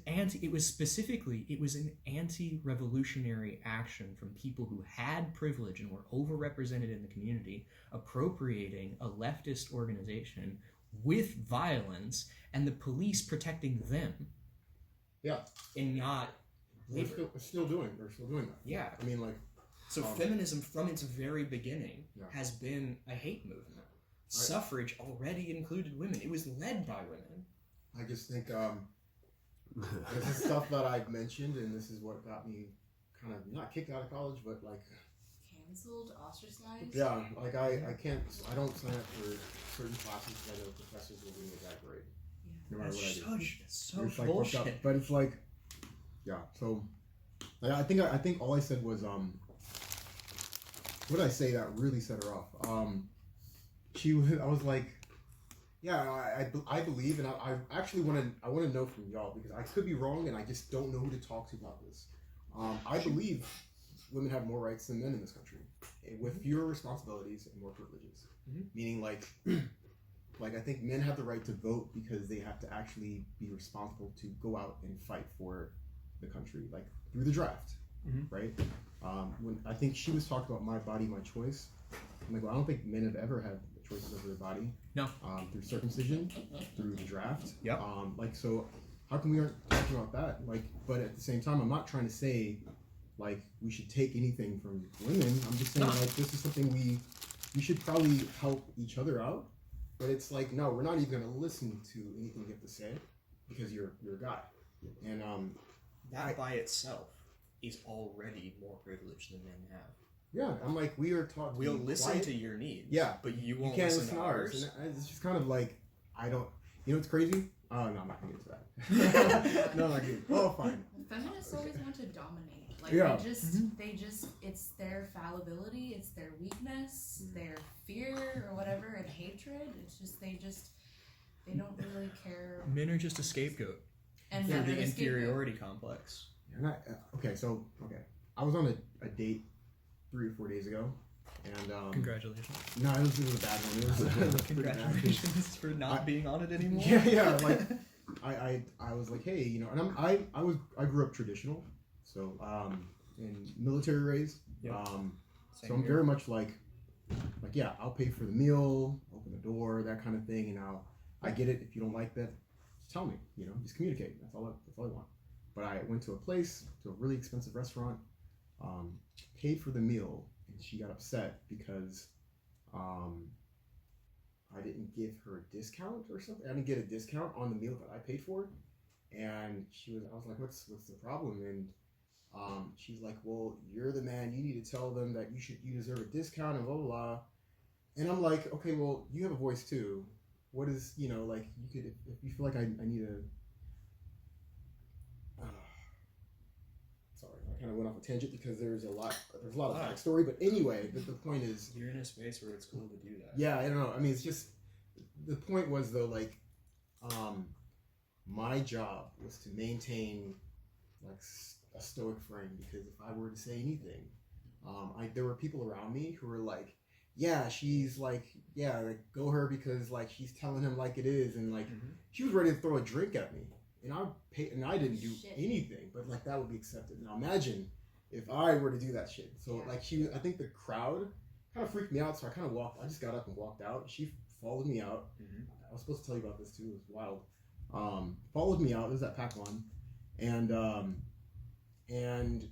was like, I'm gonna keep the food. This is my food now. Like I paid for it. You're not gonna eat it. Like I paid too much money for this shit. So thank you. End the date. You have a great day. The highway's that way. And she started talking about coming over, like mess up my car, my motorcycle, like oh don't worry, I got cameras and I know who you are. I know you know, it was pretty crazy. But I'm like, imagine what would happen to me if like the police got involved, which has happened in my life. And yeah, so it's like, who do I go to? Who do I talk to? Am I allowed to talk about this? And you know, and it's just I want to know why it's pretty hard to, even in like red states, it's you shouldn't talk about these things. I just want to know why that's a thing, you know. Yeah. I think religion is the primary source of power in politics right now. It's not money. It's not money? It's not money. Because religion? Yeah. Really? Religion is the lever that money pushes on to change culture. And religion are these these beliefs about reality that people take more seriously than their actual lived experiences. So you believe that women are oppressed, but you don't actually look into what oppression is. You don't study who is oppressed. Like, you have this belief, but it's disconnected from reality, and that makes people Like that's how money activates the voter base. Well, I think it's more than religion. These like religious levers. Mm-hmm. No, I think it's the reason why I think it's more than religion. I think religion starts it for sure. Like it creates like a kind of a platform to go, hey, like I'm thinking, for example, like China. I don't see them as like they are what Buddhists, I believe. A lot of more Chinese. Confucian. Yeah, like culturally, Confucian. I think it has a lot to do with cultural, which again I do think it stems from religion in the United States, but culture and maintaining culture as a foundation. Ripping out foundations from the ground is a terrible thing to do, but in a lot of areas, but we've done that in California. However, we haven't done it in all of America for sure, the majority of America. Well, you think that we've ripped religion out of California? No, we've ripped a lot of the foundation of what it means, or a lot of what it means to not just be American, but to be a man, or to be white, or to be Christian, or we change things, and kind of like we're building the foundation while we're sitting on it, and that can cause the house to kind of do like this, and that's why I think that's one big reason why California's in the state it's in. However, it's another conversation, but I don't think that would be a really fun conversation. I do think religion plays a huge part in it, but I do think it's straight up money and power first. I just want to add one thing though. I think the way that Tim is talking about religion is not just talking about like organized religion. It's talking about a religious mindset. Yeah. Okay. Which comes from pulling from like not facts or evidence or even lived experiences, but just like some ideology. I agree. I agree with the religious belief is any belief that you hold on to against the evidence. Yeah, I work out religiously. You know what I mean? So like, and I know it's not. I work out like it's not good. If it's no longer exactly. If it's no longer benefiting you and you keep doing it, that's where it becomes a really with that definition. I agree. Like I have this, I gave this monologue just 2 weeks ago now, on what I called like the folk religion of privilege. The folk religion of privilege. Yeah, like people are literally out believing that everything will be okay is a fundamental law of nature. Everything's gonna be okay. You not agree with that, or no? Really? Yeah, things are only okay to the extent that we work together and improve them. Here's my take on that. I think if you don't have, now weirdly enough, it's gonna sound like some doublethink here. That's cool. But work through it. I believe that if you have anything other than an optimistic view of the future, then what's the point? I agree with that. You know? But that being said, I do agree that if you see a problem, fix that shit or your life will be hell. So like, for example, we see that I don't think all problems result in your life being hell, but I don't think any problems improve by accident. I think it may not be your labor that causes that problem to improve, but some labor improves that situation. And there is some labor that happens like autonomically. Like most people have senescent cells. Like senescent cells are normal in our bodies. They don't all become cancerous. When cells die, they're no longer reproducing. Most of the time, they become senescent and they don't become cancerous. That's happening all the time for most people, but that is still a privilege. Well, it's like being on Titanic, knowing that there's an iceberg in our trajectory and going, well, I'm not going to worry about it now because it's so far off. We're going to figure out how to turn the ship later on. Yeah, but that's like a consequence of it. But like even on the like the physiological like analogy that I was making with the cells, that like if you think that you won't get cancer because everything is going to be okay, instead of I won't get cancer because my body's working on my behalf, that like you will not understand medicine. So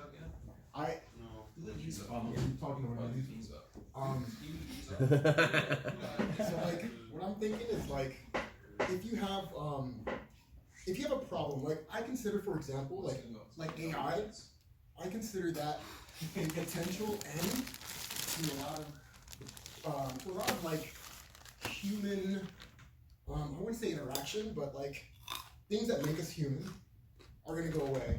Really? Because of AI, I believe. have exactly the opposite. Like, No, I wish. Okay. nah, he's just You do religious. front lever? I'm just religious. Huh? You do front lever? What's that? That's where you're like horizontally planking while grip. Oh yeah, probably. Oh, I've never go done for it. it. Wait, plank?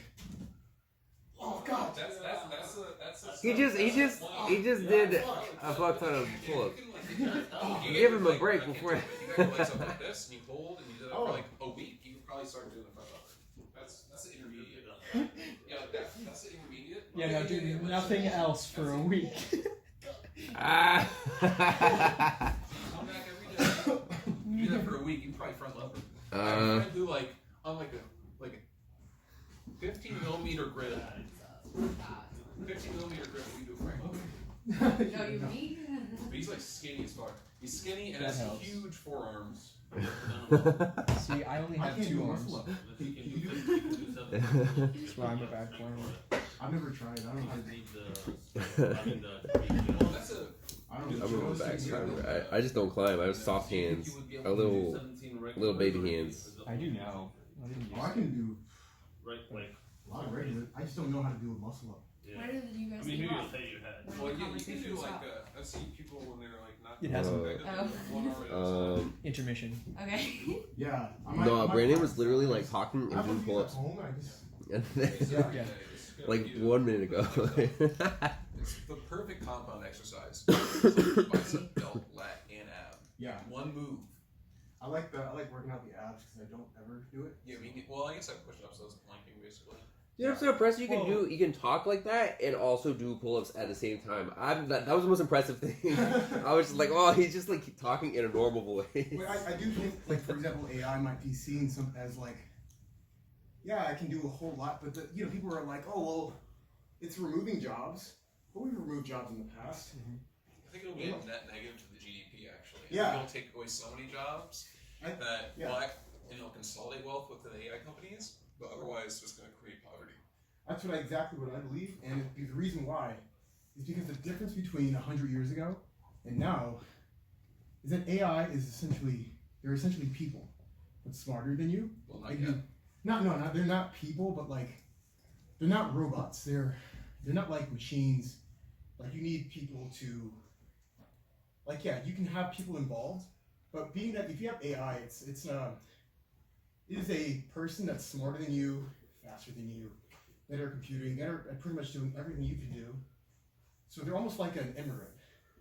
They can like, I'm not saying we should have that, but anyway, I'm just saying like they're kind of like a super immigrant, like a Superman. Well, and immigrant. they don't pay taxes. They don't pay taxes. They're not right. So like they're a billion of them coming at once. Mhm. Is what I'm saying. Versus like, in any job, and it's like better to have them, for if you're a company. So here's my question: how is that different from education? The fact that education takes time, money, and takes resources. But there was a time when education wasn't available to everybody in the U.S. Yeah. And providing access to education, like mandated compulsory education, did not cause a decrease. But you got a whole bunch of people who were not previously educated who now, like within one generation, were. What kind of jobs are out there? Because like there weren't. That's exactly the point I was going to. Yeah. Is that in order for our economy to sustain this, it will. I think that our economy will sustain this the same way that it sustained every other technological revolution, I which agree. is by creating new kinds of jobs. I don't think that's how it's going to do it. So I think it's going to sustain itself. I think a lot of AI now is just how I view technology now. For example, is like there's like a bell curve, and I believe when we hit. Great book, by the way. I have to read the book too. I've heard it. No, it's a really shitty book. Really? Okay. Yeah, Okay, it's never pretty mind. horrible. But I believe, like, for example, when it comes to peak technology, I believe when MySpace came out, that's peak social media. Yeah, And it wasn't until like Facebook and their algorithms started ruining that shit. So it's not social media anymore. It's like, how do we get people stuck in it? It's an advertising platform. Yeah. So I think once we hit that, and like, it was fine, but once we tried to perfect that, we started moving way over this side. And I always tell people, like, I'm sure you heard the analogy too, like like I believe in too much success. I think technology is becoming way too successful to the point where it's not really helping anyone. It can, I think, medically, it can definitely help people. The self-driven, driving cars, I think it's fantastic. Yep. But I'd say 90% of the AI technology out there is not helping people. I see it a lot in, like, people use AI for shortcuts, where they use it to make to do their jobs faster. Isn't that what a car does? Well, yeah, but so here's the thing: when it comes to self-driving car, it's just when it comes to like an invention versus you can kind of tell a good invention versus a bad one based off of, like, for example, I think the best inventions in the world are the frying pan, the big lighter, paperclip, bicycle, and the reason why is because bad inventions fix one problem but cause two bigger ones. Good inventions fix a problem, and you almost never see the two problems it's creating. So like, for a car, I think the car, you can get somewhere faster, but it's creating oil issues, environmental issues, and it's like the car is kind of going a little bit more to the right in terms of the bell curve. But when it came to the bicycle, you're gonna have to extract some rubber from trees. You're gonna have to do some like manufacturing with the earth. I think that's kind of where you want to just stay at. And you're using it's like, I'm not saying like it's the best invention, but I'm just saying good inventions or good things don't tend to create bigger problems later on. So like mitigating risk is an essential part of something being good. Yeah. Whether it's an invention or something else. Yeah, I agree. Mitigating risk is an essential, like a prerequisite, right, for a thing being good. Identifying the scarcity, where the scarcity is going to be, and then figuring out how you're going to manage that, as opposed to like, oh great, now we have an oil problem, or now we have instead of controlling the scarcity. We have artificial scarcity now. That's all AI is really doing. It's like fixing the artificial scarcity. Most of it, not all of it, but most of it. I'd say 90% of it is artificial. Like, hey, let me make being a lawyer easier with AI, or let me fix the stock market with AI. See, I think by the time we have lawyers, it's already artificial scarcity. Because like the majority of what lawyers do is they defend property. Yeah. And that's literally it. You've read David Graeber?